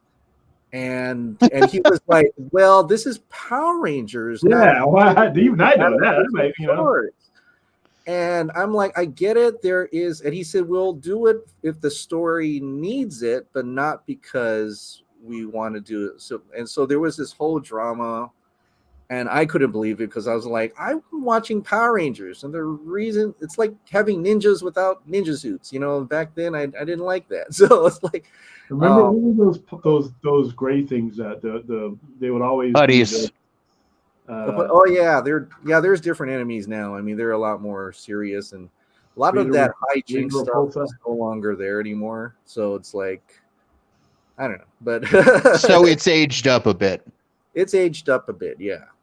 Definitely has been. Black Star, to answer this question, do you think Disney will release the R-rated version of Deadpool 3 and then a PG-13 of Deadpool 3, and like they did that with Deadpool 1? Is Disney releasing this, or is it going to be Fox for Deadpool 3? It's Disney. It's under the Disney banner. Well, it's under the 20th Century banner, which is interesting it's 20th Century. It's going to be interesting to see how people receive this character, if it's anything less than that they've had. Because they're going to have, like I said, you cannot put that Deadpool. I think Ryan Reynolds wouldn't have signed up if it wasn't promised. No, Ryan has already said. Ryan has already said even recently that he's still going to be that Deadpool. Yeah. So I mean, but it's 20th Century though, right? It's not. It's under that banner. So far as I know, I think they're working it like they work the Spider-Man stuff. It's running through 20th Century, but licensed through Disney. So it's kind of like how Prey was like bloody and rated R. They didn't Yeah, dumb it's that down at all. It was and totally that's the thing. That's the scuttlebutt or the rumor that I'm hearing is a lot of the like Marvel Knights kind of stuff is going to come through like that. Like it's going to be MCU, but it's going to be imprinted, I guess, what you would say. You know, it's going to be through one of the other imprints or something of that nature. Now, most of the Marvel Knight stuff though is going to be they're not doing that cinematically though, right? They're doing all that's going to be on streaming on Disney Plus, correct? Right. Yeah. See, streaming now that's a different world because of streaming. You still and again, that's why they're going to be able to get away with it because, like I said, they put parental controls on Disney Plus. That's where they're going to get away with the streaming shows, the street level streaming shows like Daredevil and stuff being a little bit more brutal because they put the parental controls out there. Now, what happens when you try to integrate these into the big screen, though? Are people going to be let down once you train them on a certain aspect of a character? And then, like I said, because that's not going to work on the big screen.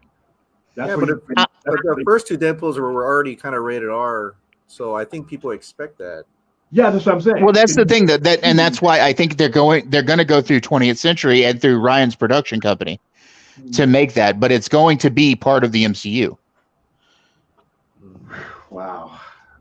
And for a long time, Kevin, this is really new with him because for like years and years, if he didn't create it and bring it up, he didn't touch it. And since the last 2 or 3 years, though, he's brought in things that that he just had no control over. But he would have never done that. Like I say, 5 years ago, in Marvel, if we didn't make the character, if we didn't control that character from the first time you saw him all the way up, you weren't going to see him in the MCU. Now he seems to have changed that a little bit. Now I'm wondering if it's going to work. Go ahead, Chris. To Fade's point about Daredevil's going to have his own show and stuff like that.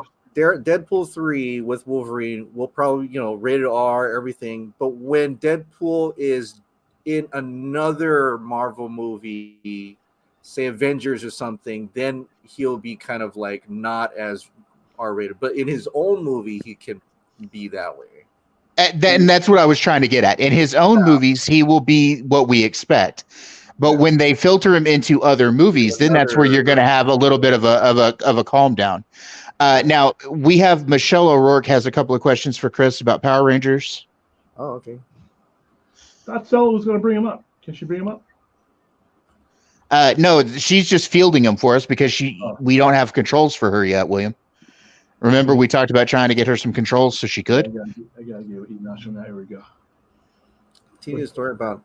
Oh, so interesting enough, the 30th season, there's going to be a reunion type episode where they actually, not everybody, only Zach and Billy, David Yost, and Walter Jones are attending that. Of course, we don't know Trini.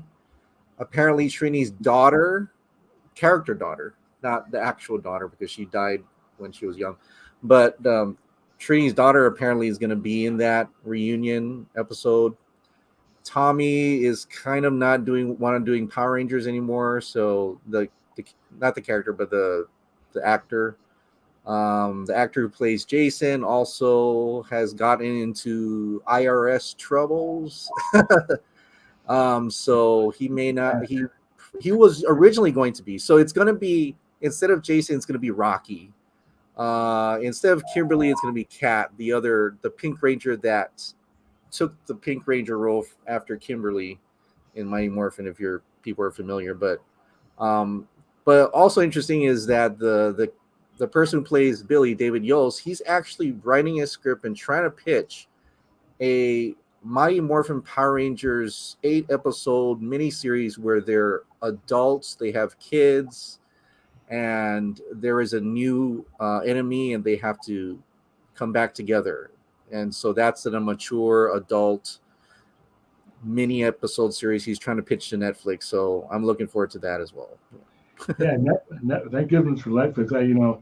They give things a chance to breathe that would not have necessarily existed. Uh, Like there's a lot of shows on Netflix that are that way. Marcus Cruz brings up an interesting point going back to MCU. This is news that came through today. Mephisto has been cast for the Really? MCU. And it's the scuttlebutt is it's Sacha Baron Cohen. What? Yeah. Real Uh, quick, not saying you're not being truthful, Marcus. I heard that in our chat group, but I'm like, is that being confirmed or is that just? well, I'm gonna make sure of that just right now to make sure it's confirmed, but it's what's being said by a lot of people. You mean after 1,000 times of guessing Mephisto, we're finally gonna be right and get a Mephisto? Oh yeah. Hey, listen, if it's Sacha Baron Cohen, that guy is a top tier actor, especially a character actor. I think he can be.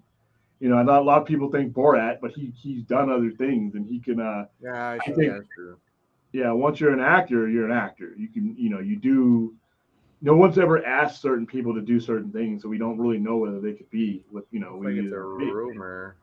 So yeah, I heard the rumor, but I don't know if it's true. But that leads me to a question I have for you, Chris. Do you think that the Marvel Cinematic Universe is gotten too bloated and too congested?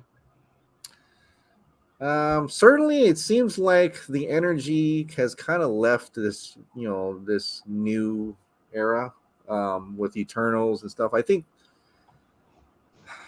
I feel like they did everything right all the way up to Endgame. It's kind of like Thanos was the plan and up to there. And I feel like right now they just don't know where it's going. I mean, I think a lot of people like we know it's like okay, there's Kang, but it's Well, it's we talked about this a while back, and my theory on it is, and this is again, take it with a grain of salt, but my theory is this: we're leading with these current three phases. We're leading yeah, into Secret Wars, okay? yeah. And now with the streaming, with Disney Plus streaming being what it is, and William has said this in the past, you can do more with the Disney Plus shows than you can with a single movie when you're building a character. Mm-hmm. I think it just seems disjointed, and people are still wanting what we got in the first saga. Mm-hmm. But I think what we're doing is we're having to introduce a lot of characters. Why it seems like it's all over the place right now is we're having to introduce a lot of characters because Secret Wars is going to be quite the spectacle. There's going to be a lot of people involved there. And I think, another comic YouTuber and also geek culture YouTuber that I listen to has said recently, people getting all upset about the humor in the MCU right now. By the time we get to Secret Wars, you guys are going to be wanting that humor back because as it flows towards Secret Wars, things are going to start getting dark, like really, really bleak. Okay. Because what the Secret Wars that they're pulling from, Get dark before even that too. the Secret Wars that they're pulling from is not going to be the 84 Secret Wars. It's going to be Jonathan Hickman's Secret Wars from 2015. And that's, you're talking about multiversal destruction. You're talking about multiversal, the other reality is getting squashed.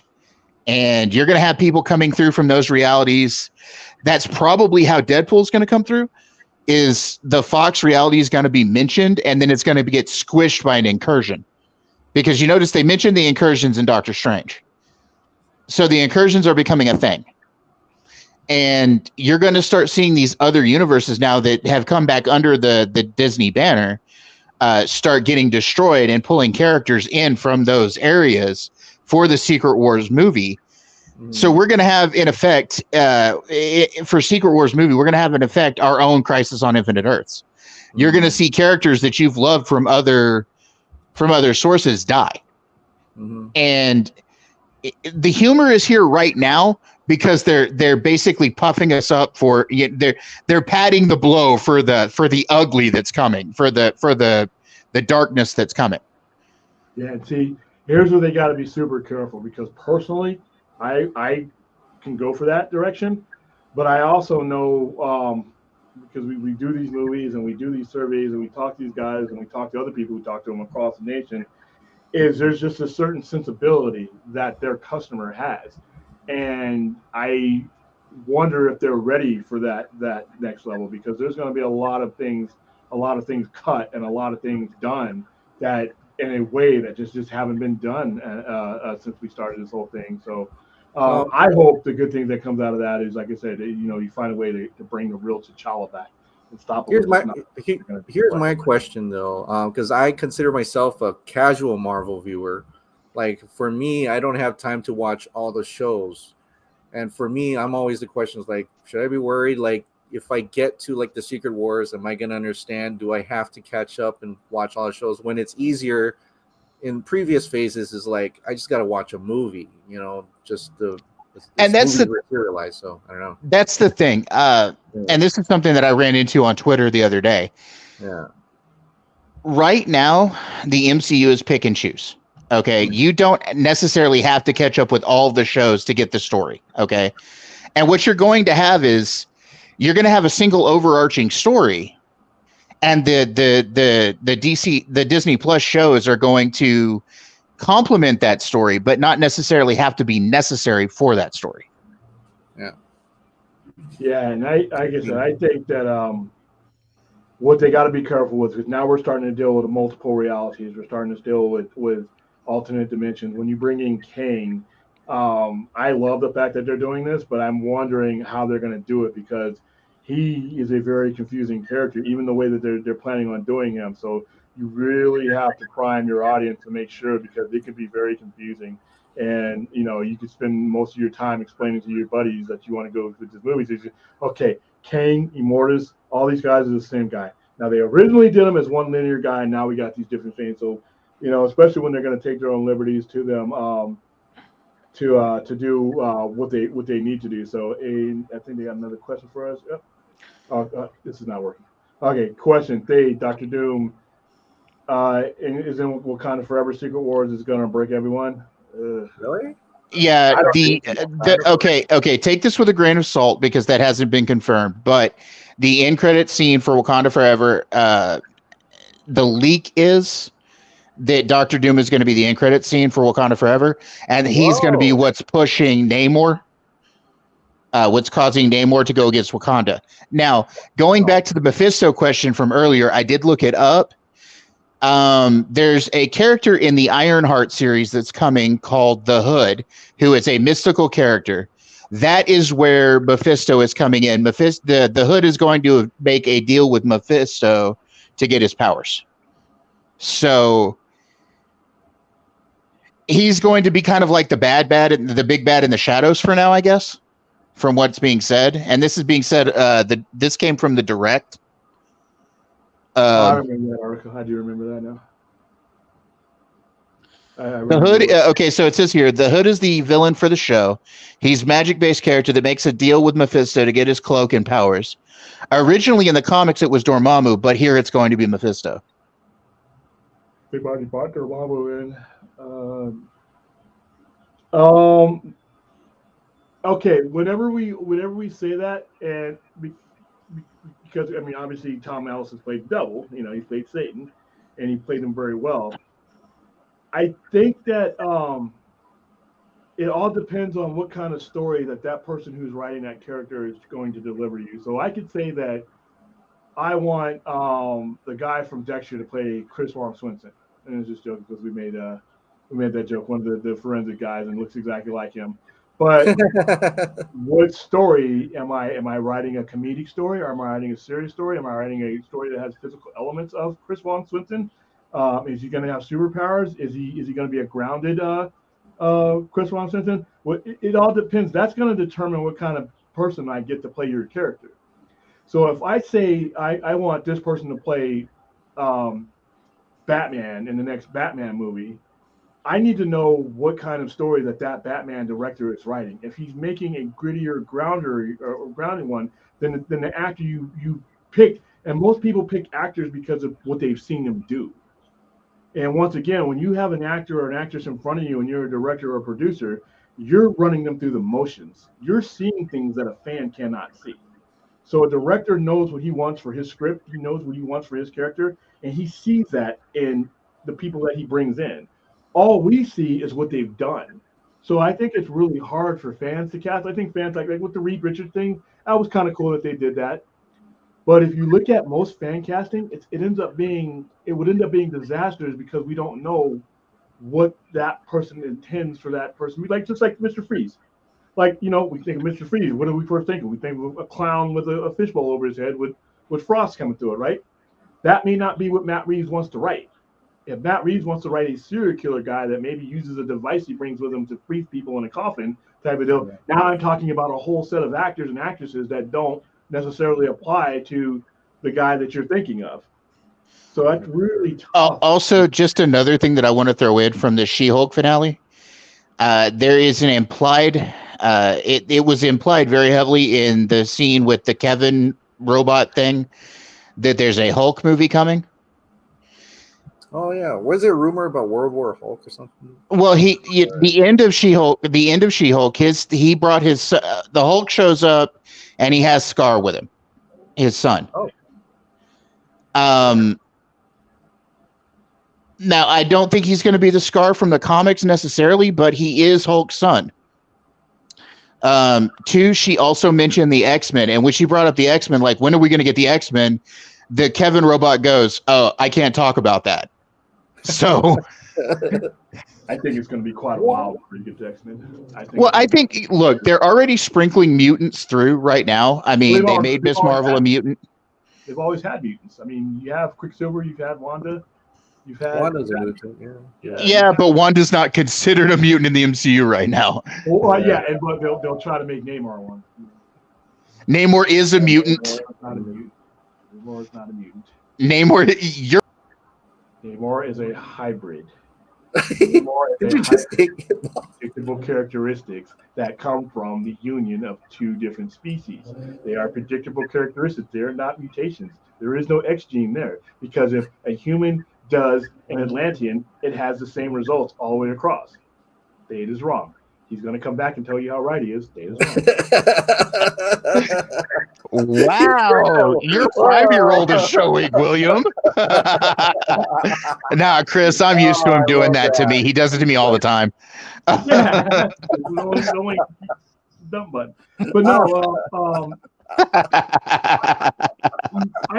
I think they should take their time with some of these elements that everybody wants. See, like I said, the MCU right now is become this salad that everything that they see, they want to stuff into it. And not everything needs to go in that. It's like when you open your refrigerator and you say, "Oh, I got baked beans. Let's throw baked beans into the salad.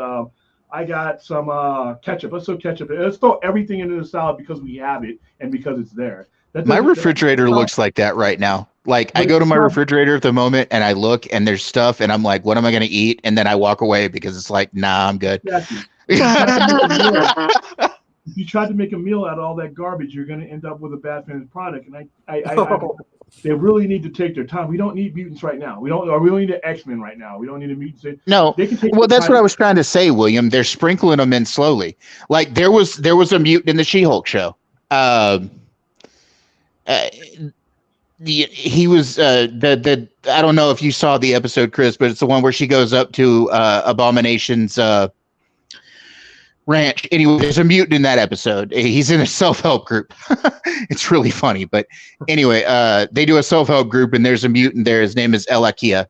Then they've already indicated that Miss Marvel, instead of being an Inhuman, because it seems like they're doing away with the Inhumans now, that Miss Marvel is a mutant. Namor's already been considered a mutant. The guy, Tena Huerta, who's playing Namor, has already come out and said, yes, they're calling him a mutant in the movie. Whether William wants to believe it or not. It's not true. It's not true. Everybody believe anything. And now we know we're getting. Is there a moon that revolves? Is there a moon out in space? Does the sun come up in the daytime? All right. Am I sitting here in Las Vegas? There are certain things that are just true. It's not William, that depends on what level of the tower you exist on. Anyway, you just can't on my level of the tower, there's 2 moons out there in the night sky. Okay, where's my money? You just can't say stuff and just push it into being. I mean, ultimately, yes, it's their character, of course. But the reason why they did this was for money back in the 90s because nothing was selling but mutant comics and Batman. So if you wanted your comics to sell, you needed to put a mutant in them, put an X on the cover, or you needed to call them a mutant or put them next to the books. Oh, it didn't stop She-Hulk for selling. It didn't stop She-Hulk from selling. She even threatened your X-Men comics on the cover. But it was John Byrne doing both books. And they said, hey, we got this legendary X-Men writer and drawer that helped Chris Claremont into the golden era. And now he's doing Namor. Now, the only reason we greenlit Namor is because of the She-Hulk. But like I said, in 1990, if you didn't have an X on your book or a bat on your book, you were risk not selling. And they didn't want to greenlight a book that wasn't going to sell. So they put Marvel's First Mutant, which was total and colossal bullshit. He was not a mutant for decades until you needed to make money off of that book. Look. He's not a mutant. Look, William is having a problem with this. They were not a mutant. It was look, William, he's been a mutant since 91. Calm down. It's okay. It's 30 years, William. 30 years. 30 years, William. 30 years. He's been a mutant. He's been a mutant for longer than some of the fans have been alive. Okay. How are you going to say there's an X gene? But oh, by the way, every Atlantean that gets knocked out by a human or vice versa has the same exact characteristics. That's not a mutation. Then that is a characteristic. Actually, no. Namorita. No. Namora is also a half human, and Namorita is a clone. So the only two Atlanteans. But a mutation like they have described throughout their entirety of Marvel Comics is a random mutation caused by X genes, caused by random circumstances. It doesn't matter if it's only one more or 1,000 more. If I have the same results from two things getting together and banging as I did one time before, that is no longer a mutation. That is a characteristic. That is a trait. All right? For junior high science, biology. It's like what do you get with a donkey and a horse? What do you get? Come on, you if those two things get together and have offspring, are those not predictable outcomes? We know what the hell's coming. That's not actually no, William, because if you want to get into genetics, let's talk about Game of Thrones. No, you're talking about inbreeding. You're talking about inbreeding. No. I'm talking about what did Viserys say about his grandchildren? What did he say about the horse? He said he bred two horses together and they came out with a different color. It doesn't necessarily mean that the genetics aren't wild. Okay. Well, first of all, he knew he was full of shit because he was trying. He knew what he was avoiding. He was avoiding an answer. Yeah, but I'm picking on you, William. The thing about it is, like I said, the inbreeding. You're talking about a genetic code. You're talking about a genetic code, but everything that would have come from those kids was still in that code. You could have a brown-headed kid, but somewhere in that code throughout. No. Okay. So if you want to have a scientific conversation about genetics, I can have a good one with you. I was raised rural. I was shown how to breed for certain sport and for certain genetic traits. Okay, and this was done with animals and with splicing plants. My dad had an experiment, for instance. He took and he spliced. Right. So often. He spliced, and it's called root splicing. You take and we made plumcot trees, okay, which produced a fruit that had the consistency of a plum, but tasted like an apricot, okay. And what we did was we took a base plum tree, and you cut a notch into the branches. You cut a branch and you cut a notch into it, and then you take a branch from an apricot tree, and you chop to where you fuse those two together. No, we're already. Man and woman get together, have from two different species, have a child. The child has wings on his feet and has superhuman shape. All right, they're over here. Another man, another woman. get together, have a kid, same exact features.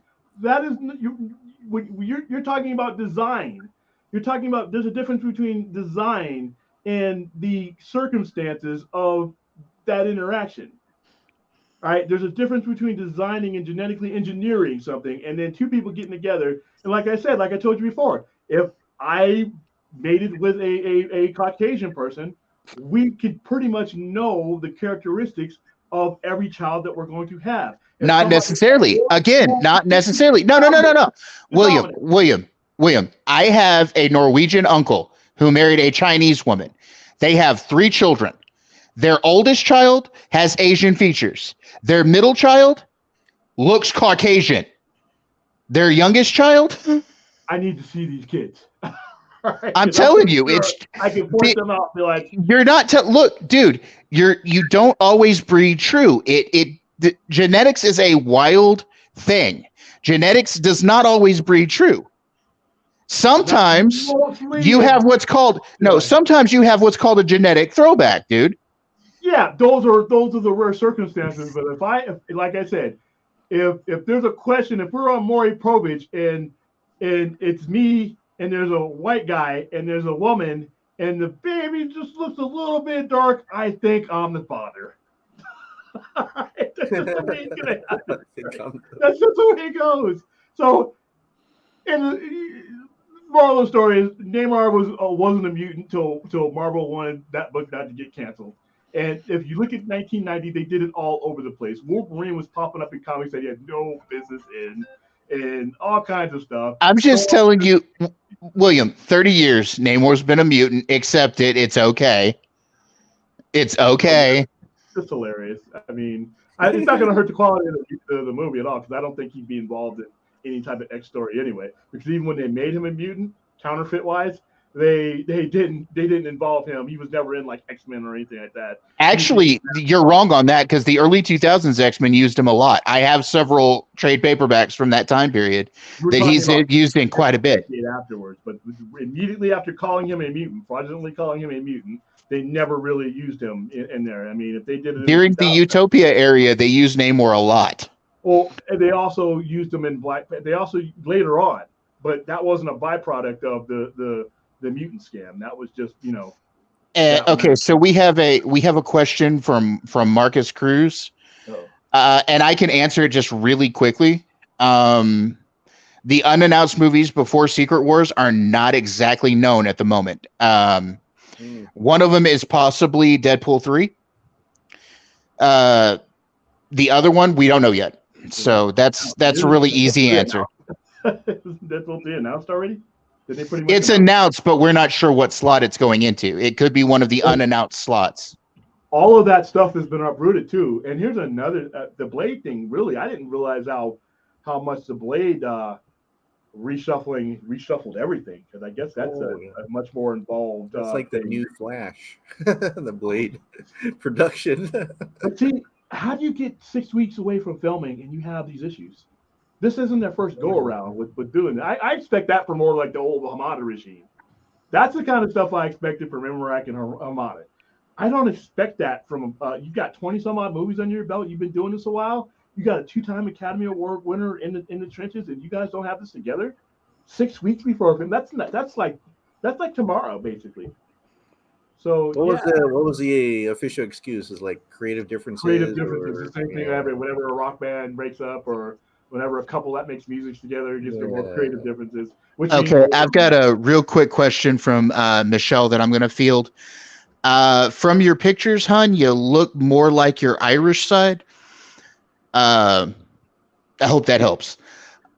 She's Irish and Norwegian. I'm Norwegian and British and Italian. So if you look at me, I look Italian. But my dad was British and Norwegian. So my dad was blonde-haired and blue-eyed. I look like my Sicilian roots from my mother's side of the family. But what's really weird about my family, and this is how I know genetics is crazy, my dad is 6'6", blonde-haired and blue-eyed. My mom, well, they're both dead now, but my mom was 5'1" and Sicilian. Okay, I have a twin sister. Me and my twin sister are 5'9" and look like our mom. My 3 younger brothers are all blonde, tall, and blue-eyed.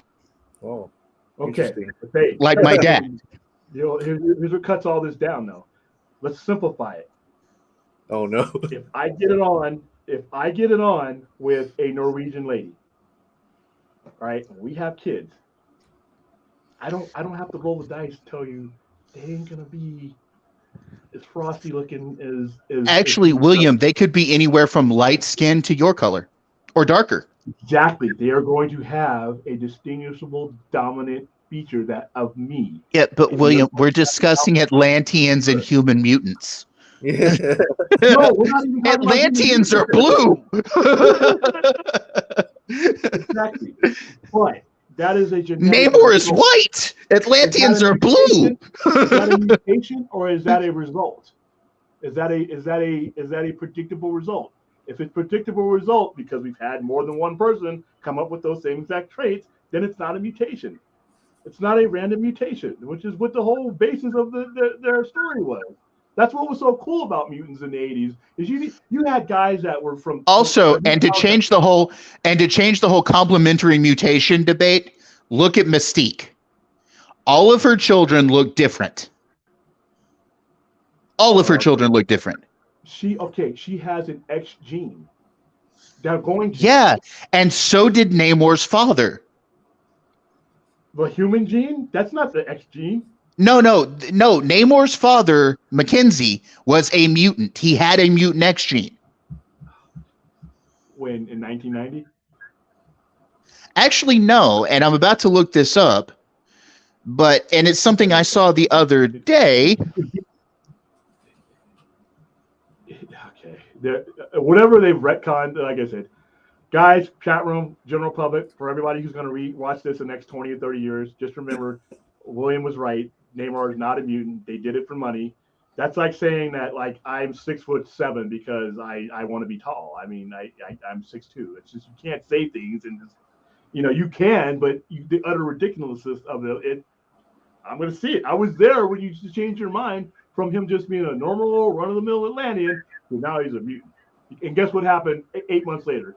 Jim Lee's X-Men came out, and the highest-selling book of all time. That's what was going on then. It's like everybody was wearing big hoop earrings and afros in the 70s because that's what was going on then. It was a trend.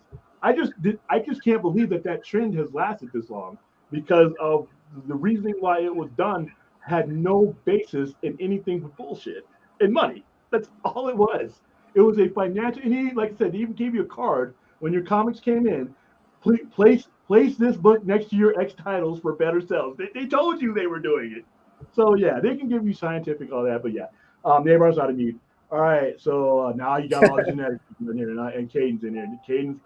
Namor was identified as a mutant in 1964 X-Men #6, but Professor X McGee realized that what you're referring to was a theory that they had. Remember, in 1964, neither one of those guys, including Professor X, had a clear definition. He was still studying the X gene. That was the whole purpose of Professor X's mission, was the X gene. And Magneto was trying to unite them to protect them.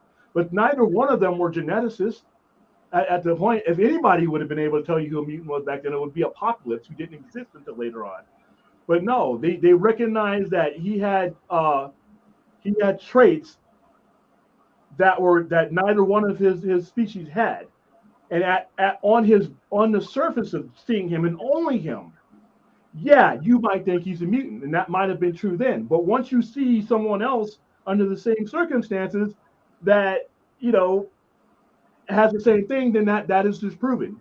So what they thought in 1964 is disproven. Actually, William, I was just looking up X-Men #6. It is revealed that he's a mutant in that comic. They questioned it at first. They questioned it at first, but they say he is a mutant. He is a human mutant Atlantean hybrid. Because you can't retcon X-Men #6. If you say it's a human Atlantean hybrid, that is not a mutant. That is a hybrid. That's what it is.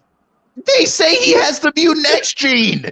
How would they know? Oh, but Okay, but even let's for argument's sake, let's say Xavier was a mutant geneticist. let's say in 1964, based on the evidence they have, he's a mutant. We haven't seen anything like this before.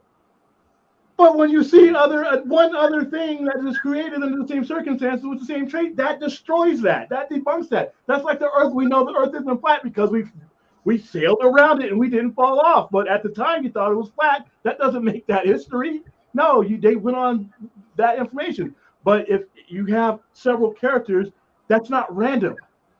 That's not the random X gene. They even describe it in early X-Men comics as the X gene is a random gene with random. Just come on. God, I mean, not enough. But anyway, let's see. Because let's see. Okay, to solve the genetic debate, look at all the kids. Mystique. No, see, that's not even necessarily true because Mystique is a mutant. Actually, drop one down, and Stella makes an even better comment when it comes to genetics. One down from the one you just lit up. She knew a guy from Jamaica, light-skinned, black with light brown eyes. His siblings were blonde-haired and blue-eyed. Okay. That does happen, dude. You need to check the story there. That's something fishy. I think the mailman or the milkman might have been paying some visits. Maybe, I don't know. All right. Yeah. I'm pretty sure after studying it, like I said, you can't say something is a genetic hybrid and a mutant at the same time. That is literally, that's an No, oxymoron. but you can be a genetic hybrid with the mutant X genes. Plain and simple. What's the X gene know? We know what it is. We know there's no X. We know what the traits are. The traits have been repeated. No, it's always been called the mutant X gene, though. It's always been called the mutant. It's the humans that have that specific gene that activates a mutant ability has always been called the X gene.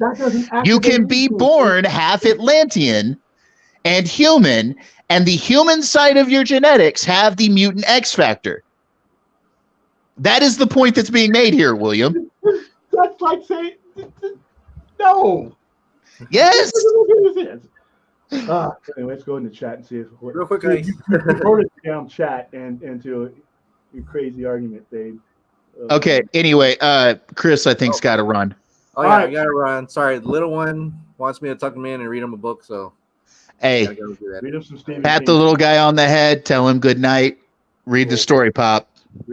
Have a good night, man. All right, man. Thanks for coming by and thanks for spending this amount of time with us. I know you got a packed Saturday night.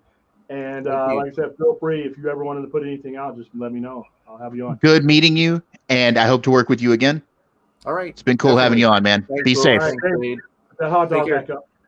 Bye. All right, man. All right, that was fun until you messed it up. No, I'm just kidding. Oh, let's see. Hold on.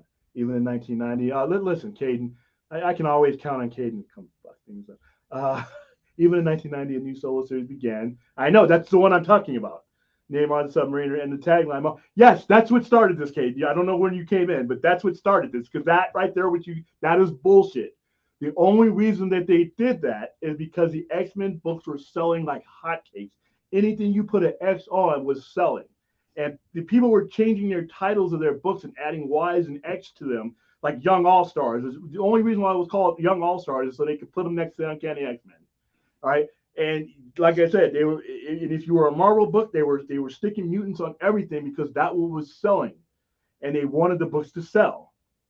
You either had a guest appearance of Wolverine, he was everywhere, or you had an X on your book, or you were associated with somehow, some way, or you did a crossover. It was done for financial and marketing reasons. Namor wasn't a mutant until the mutant book. If the mutant books were being canceled and they weren't selling, Namor wouldn't be a mutant. All right. If the mutant books are selling 80 copies nationwide a week, then Namor would have been the hybrid. That's what it would have been. Marvel's first hybrid. It was done because of money. It was done because of marketing, which is smart marketing, but at the same time, it had no story relevance. It was based in a financial situation. That's all I'm saying. I mean, ultimately, like I said, it's their character. They can call him a dog if they want to. It's their character. I just find it silly that that's been accepted now when a character that's been around since the 40s wasn't anything but his story was Okay, so Atlanteans do not naturally have the wings on their heels. I know. Okay, that is not an Atlantean trait. I know it's a hybrid trait. We already established that. It's a hybrid trait. It is an X gene. So if it's happened multiple times, that eliminates the randomness. That eliminates the X.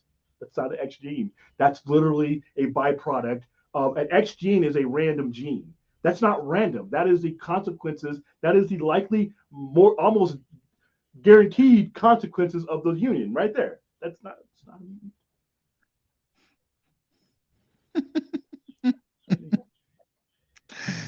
No, Michelle, that is not right. The lights and shit would have flickered on and off, and the lightning would have came through it. Fantastic for Homo Mermanus. Okay, so mutant though is Homo superior. Yes, but he is Homo Mermanus superior.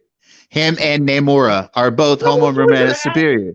Oh, Homo Mermanus I buy because that is Homo sapien, and the Lanterns, what they're calling Moranus. That's fine.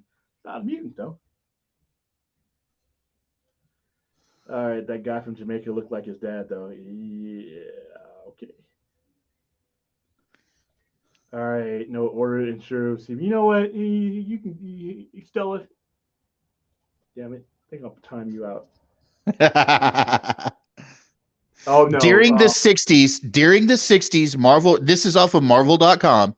During the 60s, Marvel retconned Namor into Marvel's first mutant.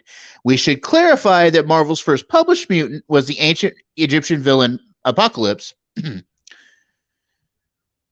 To change up Namor's genetic status, the change up to Namor's genetic status came in 1964's X-Men number 6, where Professor X and Magneto both realized Namor is one of their kind. Okay, that's done. That is debunked. Why? Because it's the only one that they saw. After we have had another instance with these same traits, whatever they knew, they may have believed that then. But like I said, it's like the knuckleheads thought that the earth was flat and that Columbus was going to fall off the earth, right? Until they had more information that refuted what that was bullshit. So those guys coming together and saying, oh, he's one of us. They didn't. If they would have seen him with at least one other person with those exact same traits, they would have refuted that. There would have been that would have been over. Argument over. You know, it's like in any science, as you find out more about a certain species or a certain union, you have to revise your knowledge on it. That's all. So what they said in 1964 is not necessarily relevant. If he had been the only one to ever have those traits, then yeah, you could make that case. Very light case, but you could make that case. But the fact that we've had it only takes one other thing, because that the randomness is gone. Once you have multiples, that means that is now a trait. That's like saying that all of Mystique's kids are going to look like Nightcrawler, and they don't. They all have. In Graydon Creed doesn't even have powers, and he was born of 2 mutants. That's the randomness in the X gene. It doesn't even have to manifest itself, but traits do. Traits always manifest themselves in some way, shape, or form. Not always in, like I said. You realize that there's subspecies to Homo superior, right? Yeah, but we don't even get that far down because we're talking about the dominant traits between the 2 people that were engaged. We only need to keep it to those 3. The 2 people that engaged and what was produced from that engagement. That's where the mutant thing goes away. Even if they thought that in 1964. And that's all they knew. Like I said, it's like saying that we don't know that there's more planets out there in 1964, and we know now that there are. Hell, we don't even call Pluto a planet anymore. You know, with new information, you evolve. Namor's not a mutant. I'll put that on my little thing that scrolls under the thing. Namor's not a mutant. If Namor is a mutant, then Ariel better be in Black Panther too. Ooh, that's a controversial one right there. And the Enterprise is faster. No, the Millennium Falcon is faster. They need to race. Here comes Caden again. And that is actually represented now. That is how it's represented now. His flight, his mutant gift is the mutant gift of flight. Everything else he gets from his Atlantean genes. The flight comes from the mutant X gene. No, it doesn't. All right. First of all, mutant trait. That's not. You can't. Those don't mix. Those you can't have those in the same sentence. It's either a mutation or it's a trait. That's literally what it is. The definition of trait is look up the definition of trait and mutations given by born of mutation. That is not a trait. And once again, if that's his gift of flight, then only he should have it. He's the only one that should have those traits. Namor's father was human as well. Exactly. And also suspected to have the mutant X trait. Oh God. All right. Mutant and trait don't go together. It's one or the other. All right. That is a trait is something that is an expected result of, like I said, when I breed Pomeranian with a Doberman, if that's even possible, I have a good idea of it actually is possible. It actually is possible. It's horrific to think of them getting on, but hey, just as an example, I know that there are certain features that I know are going to come from that. And I know if I do it over and over again, those features are likely to be very similar. That is not a mutation. Even on the Marvel database on Marvel.com, it says origin mutant human / Atlantean hybrid. That's their database. Of course, they're going to retcon their shit to line it up with their bullshit that they put out. Of course, they have to do that. I would expect nothing less of them. Of course, I'm not going to ask them about the scam. Of course, what are they going to do? Oh, no. Okay, prior to that, you never. So even if it's a 1964 reference, you never mentioned it. How many times in 40 years prior? Never happened. All right, so like I said, mutant trait, jumbo shrimp. It's just no. You see what I mean? The definitions go against each other. It is either a trait or it is a mutation. It can't be both. If you're admitting one is one, then you're excluding the other. That's just science right there. That's not even my opinion. A trait is something that is a particular that is carried on. An X gene, and you can't say he has an X gene and you tell me what is the result of the X gene. If you're telling me the result of the X gene, result of the X gene is his wings on his feet that allow him to fly. That are reproduced in a total other situation that has. What's the commonality between Namor and him? What's the commonality? One human and one Atlantean. That is not an X gene. That is a result. Anyway, let's see what go in the chat. His father, Leonard Mackenzie, was a mutant. What was his power? I'm looking that up at the moment. Give me a minute. There's probably some new shit that they bit in there because prior to that, nobody even mentioned. Let's see the original. Let's see, Michelle. The original plan was to have Mystique morph into a man and Destiny Prey. Yeah, I do. That is actually true, and that's kind of cool. Yeah, it is, and it's disturbing. Yeah, you would do it too. But that's the thing about Mystique, though. A genetically determined characteristic. You just basically the mutant X gene is a genetically determined characteristic. What's that? The mutant X gene is a genetically determined characteristic. No, because you. That's how it's always been described in Marvel Comics. The term X literally means that is in place of a known quantity. That is no. And you're saying, okay, trait, a distinguishing quality or characteristic, typically one belonging to a person or genetically determined characteristic. All right. We already know that is a determined characteristic of that union. That is not a mutation. That is a result. I could get an Atlantean and I can get it at a human and make them, and the majority of them are going to, if not all of them, are going to have those same characteristics because that is a genetic result of their union. All right. Now, if one of them sprouts goat horns and wings out of their back and a tail or some shit like that, and no one else, that is a mutation. That is a mutation because that is not a standard characteristic that resulted from those. Once it results from those multiple times, it becomes a standard characteristic. Damn it, kids, go to bed. Oh, okay. This Holocron is calling us nerds. No, I'm a geek. Fade is a nerd. All right, let's see. Mutant trait as a whole term is used in biology. He is correct. When you're talking about mutations, as far as like putting fruits and vegetables, making something else out of it, but even then, that is a predetermined. It's pretty much predetermined. It is not random. See, the word that you're using, and when you're applying it to Marvel Comics. Okay, so Leonard McKenzie's mutant trait was his extended life. He lived for well over 120 years. That was not a normal human life. He had an extended lifespan, possibly up to almost 200 years old. And that is Namor's father. He had a mutant X gene that allowed him to an extended life. Ow! Okay, let's say for argument's sake, and that's bullshit. I'm going to accept that. I'm going to accept that, right? That him being an old geezer and living to 100, that's his mutant trait. Well over 100, actually. More like nearly 200. Okay. Just the fact that, let's say he was a mutant, those weren't the traits that he handed down to his offspring. And a mutant doesn't have to have a mutant offspring. They don't hand the same traits down to their children. But the traits that he possesses are the traits that would have come from the union of those two types of species, no matter whether he was a mutant or not. Not necessarily.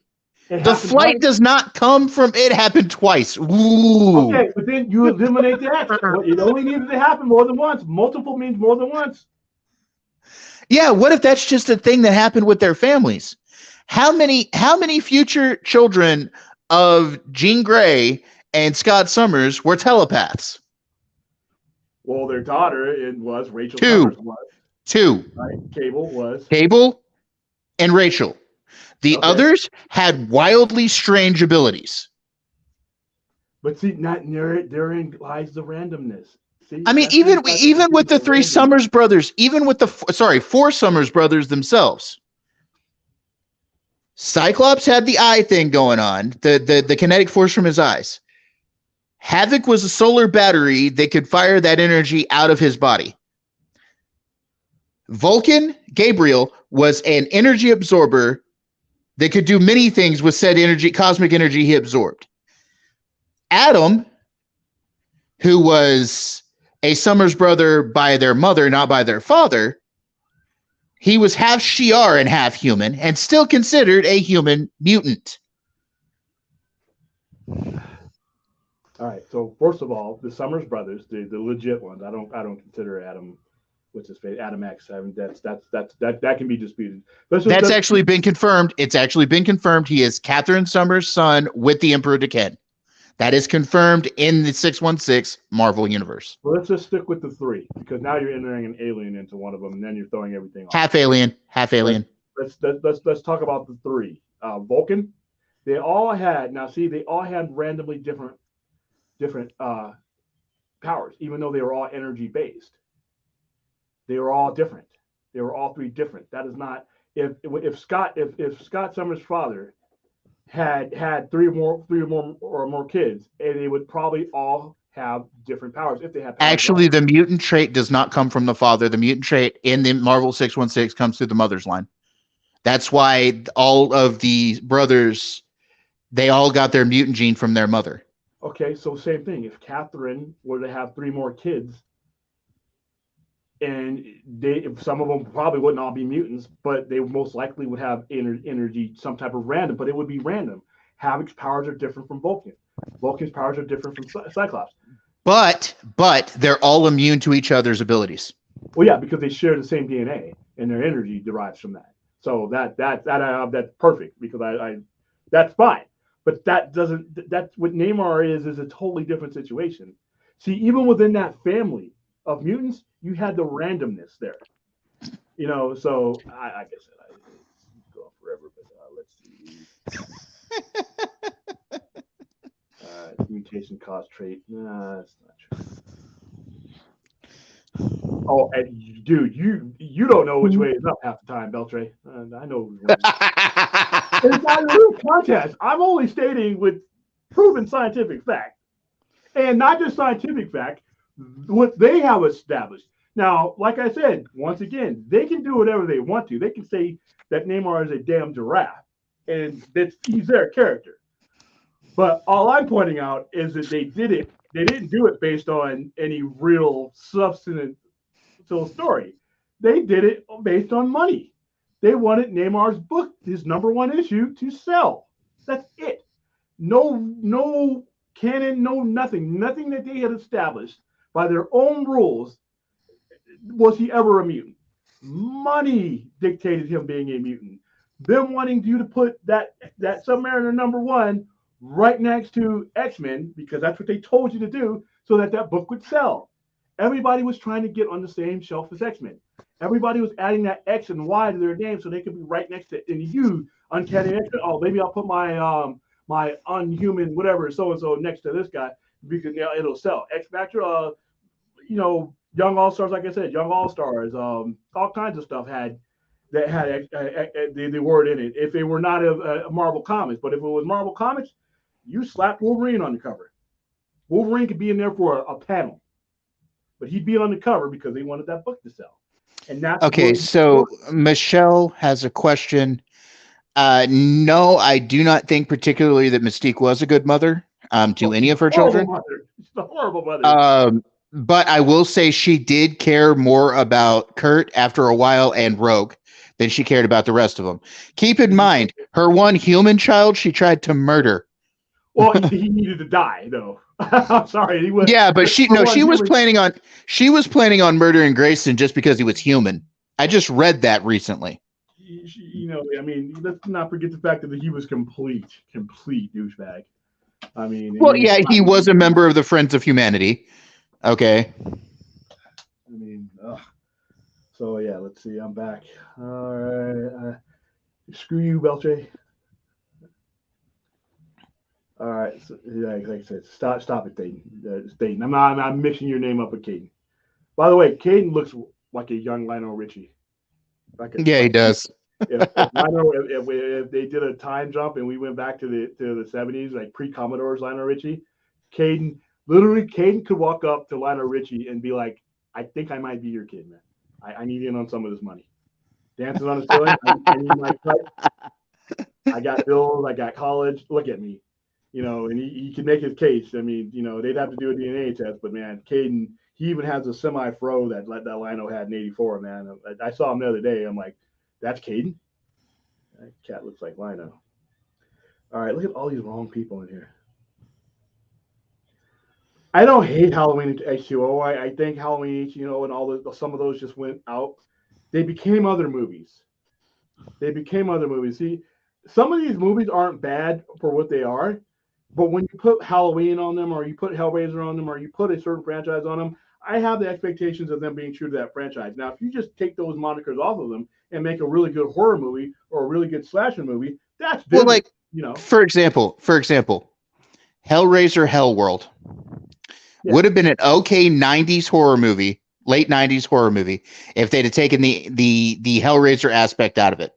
And Deader was the same thing. Hellraiser Deader was the same. Deader was the same. I know you ran out of points now. Now we're going towards my age. That's when I know I'm right, Caden.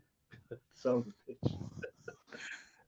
Reyes was a shapeshifter that had claws, and he had some of his father's abilities. That was answering Caden from later on. Reyes was Wolverine and Mystique's son. Yeah, but he didn't. Mystique got around. Let's just say that. Well, plus she was around forever. Well, you realize her shapeshifting lends to her extended lifespan, right?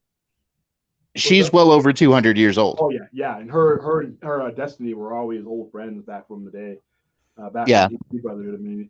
All right, Jacob McKenzie, thanks for joining us tonight. I'm sorry to my audience that Thade and Caden being wrong took up so much time. William, a new rumor suggests that Marvel Studios Daredevil Born Again will adapt the Mayor Fix. All right, I would be okay with that. I would much, if I had my choice, and it's not my choice, I would much, if you're going to say Born Again is one of the best Daredevil stories. Wasn't that Frank Miller? Right? Yeah. Born Again is one of the all-time greatest storylines in comics in that era. And when I hear Born Again, I think of what I have Born Again on my shelf. They can just use the name. But that Mayor Fist, that's the best run of Daredevil for me, other than the other than the original Frank Miller run that lasted from 167, I think, all the way up to 190. What and then the original one, he has several, but the one that Bendis did from Mike about he did about how much about 50, 60 issues. There's one issues, and you guys will remember them, and I have them on my wall at the house where he has slogans on them, and one of them says "I am your God." I remember that making a lot of news because it was like, oh, he's a superhero, he's trying to be God. Where's comics going now? And when he explained what he meant in the next issue, it was splendid. My favorite Daredevil run was Shadowlands. That one was all right. I liked the uniform in that one. But what he was saying was that you guys live in this squalor, you live in Hell's Kitchen, and you know, the Kingpin runs you. He's giving you nothing, but you give him everything, and you worship this guy, and you fear him as if he's some god. So why not me? Why not somebody who's fighting for the city? You know, in fact, why don't, you know, I'm here fighting for all of you, but without you guys fighting with me, the Kingpin's always going to win. And it was a great storyline. And this was when his identity was first coming out, and it was a known fact that he was Daredevil, but nobody could prove it. So it was some of the best stuff. But yeah, there's a lot of Daredevil that they could use as a composite storyline to get it done. Like I said, I'm going to be interesting. I'm glad that he's getting that many episodes. I really think that that's going to be a bonus. I think that some of the misgivings I have about seeing him in She-Hulk are going to go away when he's in his own environment and he's in his own book. So I think I'm going to be. I think he did okay in She-Hulk. Silly. All right, let's see.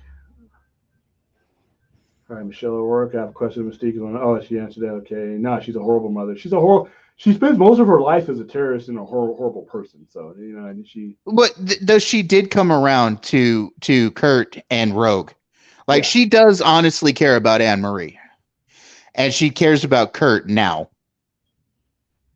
She started caring about Kurt. She started caring about Kurt right around Legion Quest, which was one of the before comics started to fade in the mid to late 90s. Legion Quest that led right into Age of Apocalypse. Age of Apocalypse was, to me, the mid 90s was it man. But unfortunately, we had 95 on.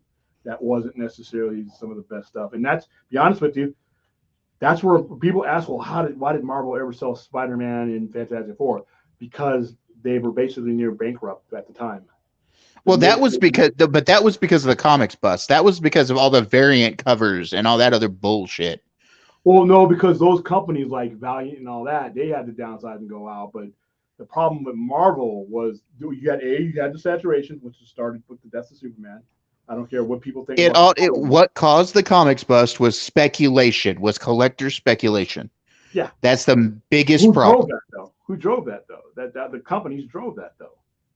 And well, it's because they drove bad stories into the ground. Like I said, you look at the late 90s, there's not a lot of good stories. There's a lot of kick-ass covers, a lot of chromium covers, but not a lot of good stories that kept people coming back. And then the prices. And the mid to late 90s is where the prices really started to jumping. Yeah, that's when you went from a $150 to $295. Was 96, 97 was when that jump happened. Yeah, because I was working in the comic book industry when that happened. So I was owner when that happened. I opened in 94, 95. So yeah, I was there, and that killed me because I came into the industry right as everything was being saturated and things weren't. It killed the trade because things weren't worth as much anymore. So when you bought a back issue and you got your hands on a back issue, your value of it didn't go anywhere because there was a million copies, and that's what drives up the value of a comic when it's that new. Is the rarity of it, because you have a determined print run. And in the 80s, you had a determined print run. They never went outside of that print run. Do you ever watch any of the comic YouTubers, William? Yeah, when I can. I need to watch. Because I watch Mint Hunter and Mint Hunter comics, and I watch he owns a comic book shop out in Philly. Mighty Comics. It's Mighty Comics and Collectibles. Both of those guys, they do prospector stuff for like back issues, like every week. And dude, I've learned a lot from those guys. Yeah, and it's one of the things that hurts a lot of it is that the generation that's coming in is not as connected to collecting back issues as they are as the previous generation. They love the characters, they know the characters, but it's just too expensive. Okay, so my question is this: I've gotten into reading a lot of the new X-Men stuff. What started with the Hickman run, House of X, and Powers of 10. Yeah. What do you think of that stuff? I like it. I think they took a lot of outlandish chances that I think they took a risk. I think they took a major risk, and it worked out. I loved the X of Swords stuff, the event, the X of Swords, where they had to fight with the Iraqi mutants and all of that. Yeah, I like Krakoa. I like what they did with Krakoa, making him what he was, making them, and reimagining some of the characters, and now they can line them back. You have the Judgment Day storyline happening now. You have the Death of Mutants happening now. That's all hooked up to the Celestial stuff, which is, in my opinion, priming the audience for how they're going to finally introduce mutants into the Marvel Cinematic. Oh yeah, of course. I love in the Powers of 10 comics when Apocalypse comes to Krakoa, and they're like, "Are you going to behave?" And he bends the knee to Magneto and Xavier, but then he says, "This is what I only do this because this is what I've been trying to get y'all to do all along." Like, yeah, in his own way. Apocalypse is very brutal, but like I said, it's going to be fun to see him, because I predict that this whole Kang thing will lead to him getting his ass beaten, him having to flee back 5,000 years in the past, and he's going to cultivate, because he knows about Inside Nora, which is Apocalypse. Right. So and that's how that comes about. So I think that's where you're going to see a lot of the mutant stuff come out, because you only need to bring about Apocalypse to bring about everybody else, because Apocalypse can find them. He can identify even the ones that don't even know their powers yet. Yeah. He has the ability. And the Celestials being brought into, and that's why I think Eternals is so important, because the Celestials are involved in all of that, and especially the way they've retconned it. I loved Eternals. It took me a while to start to love that movie, but on recent rewatches, I've started to appreciate it more. Yeah, I really enjoyed it. And I didn't love it through the moon, but I really had fun with Eternals.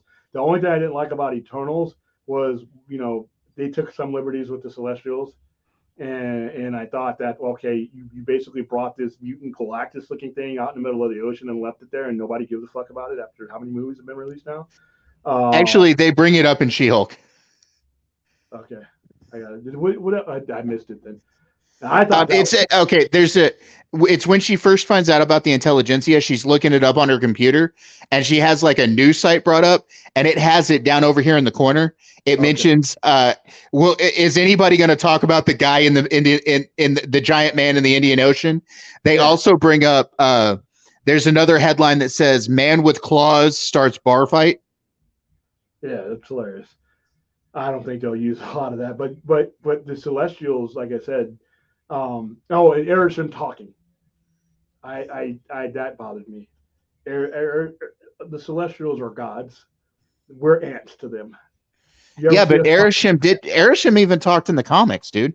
Not very. When they came to Judge, they spoke to us because they spoke to Reed Richards in Fantastic Four.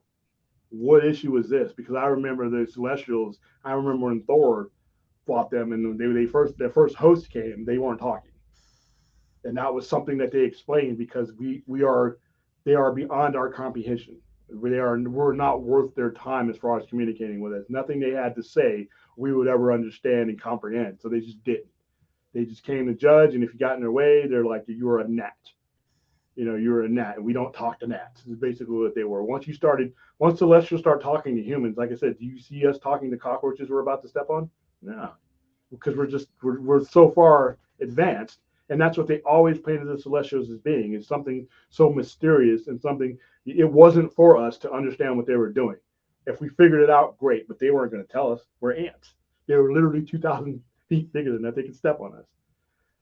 And once again, just like we were when we get to Halloween, when they start explaining things that don't need to be explained in ways, they got to be real careful, because they can really mess things up.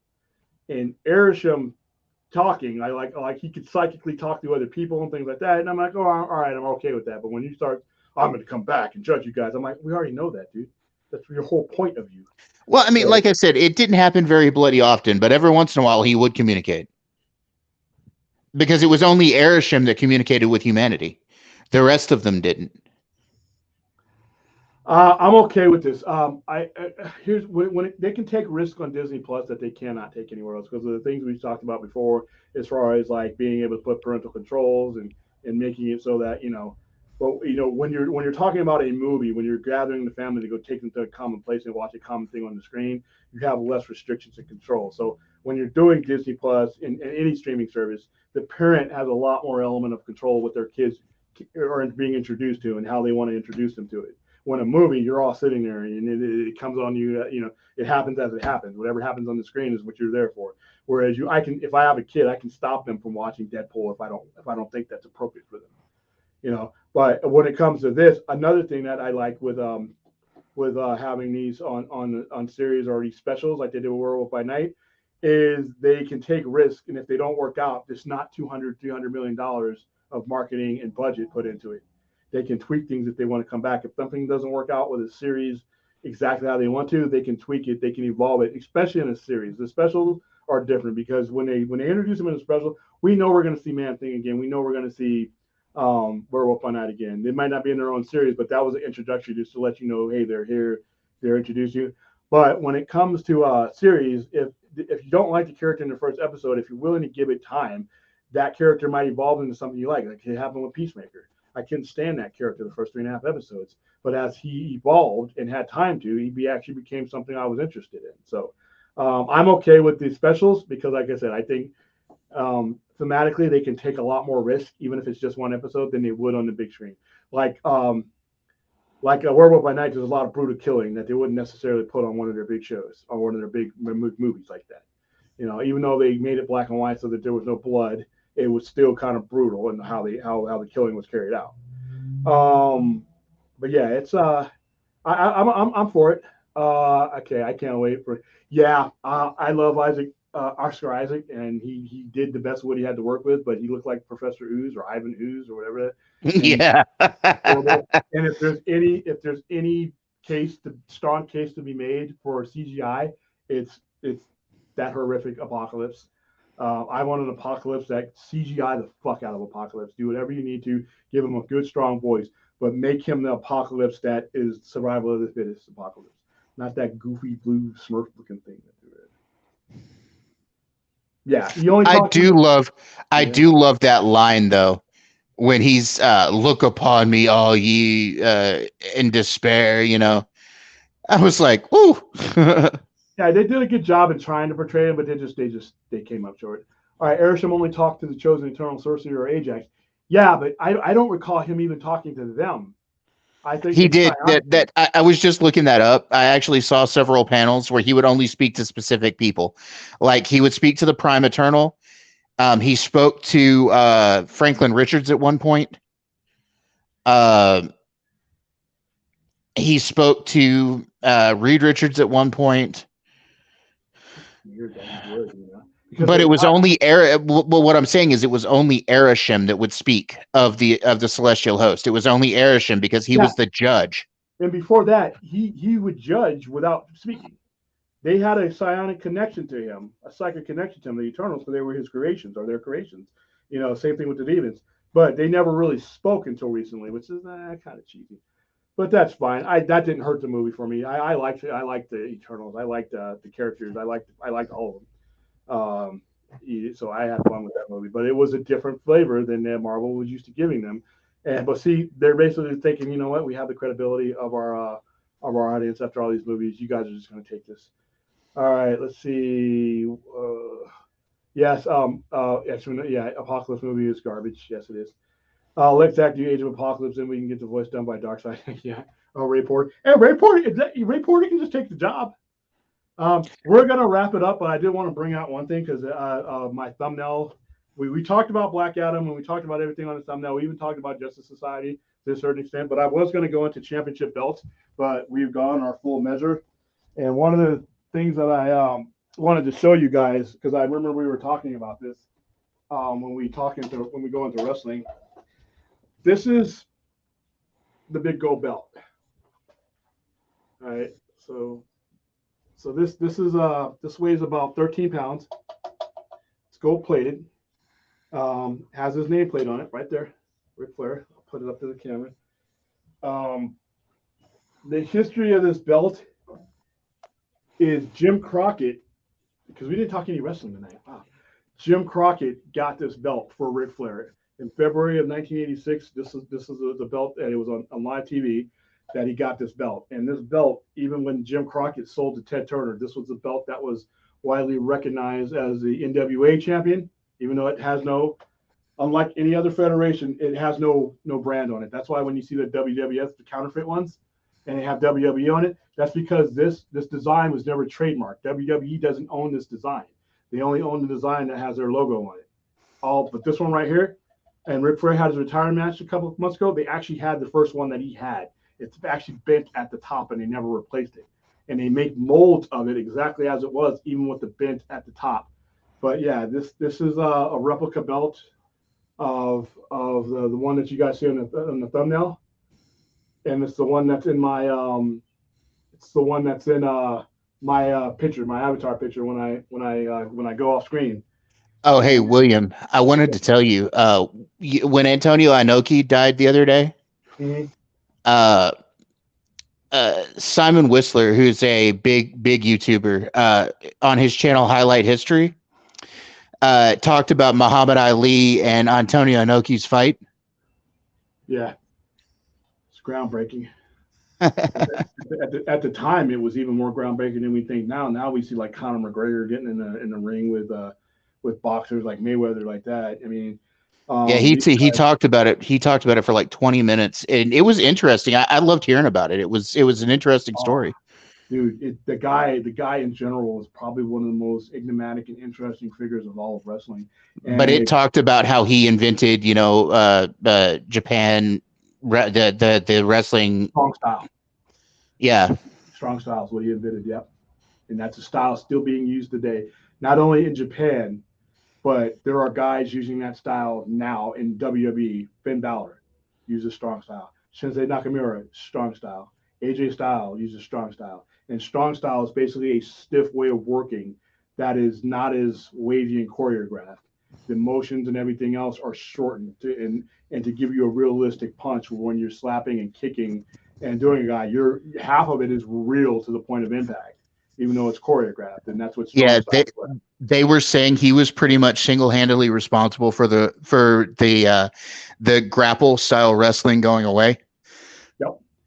Yeah, but strong style has a lot of striking to it, and that's what you see today. Like I said, there's many people will never know who he was, but have been influenced by his presence. And like I said, he even fought for this belt. Ric Flair wrestled him for this championship right here.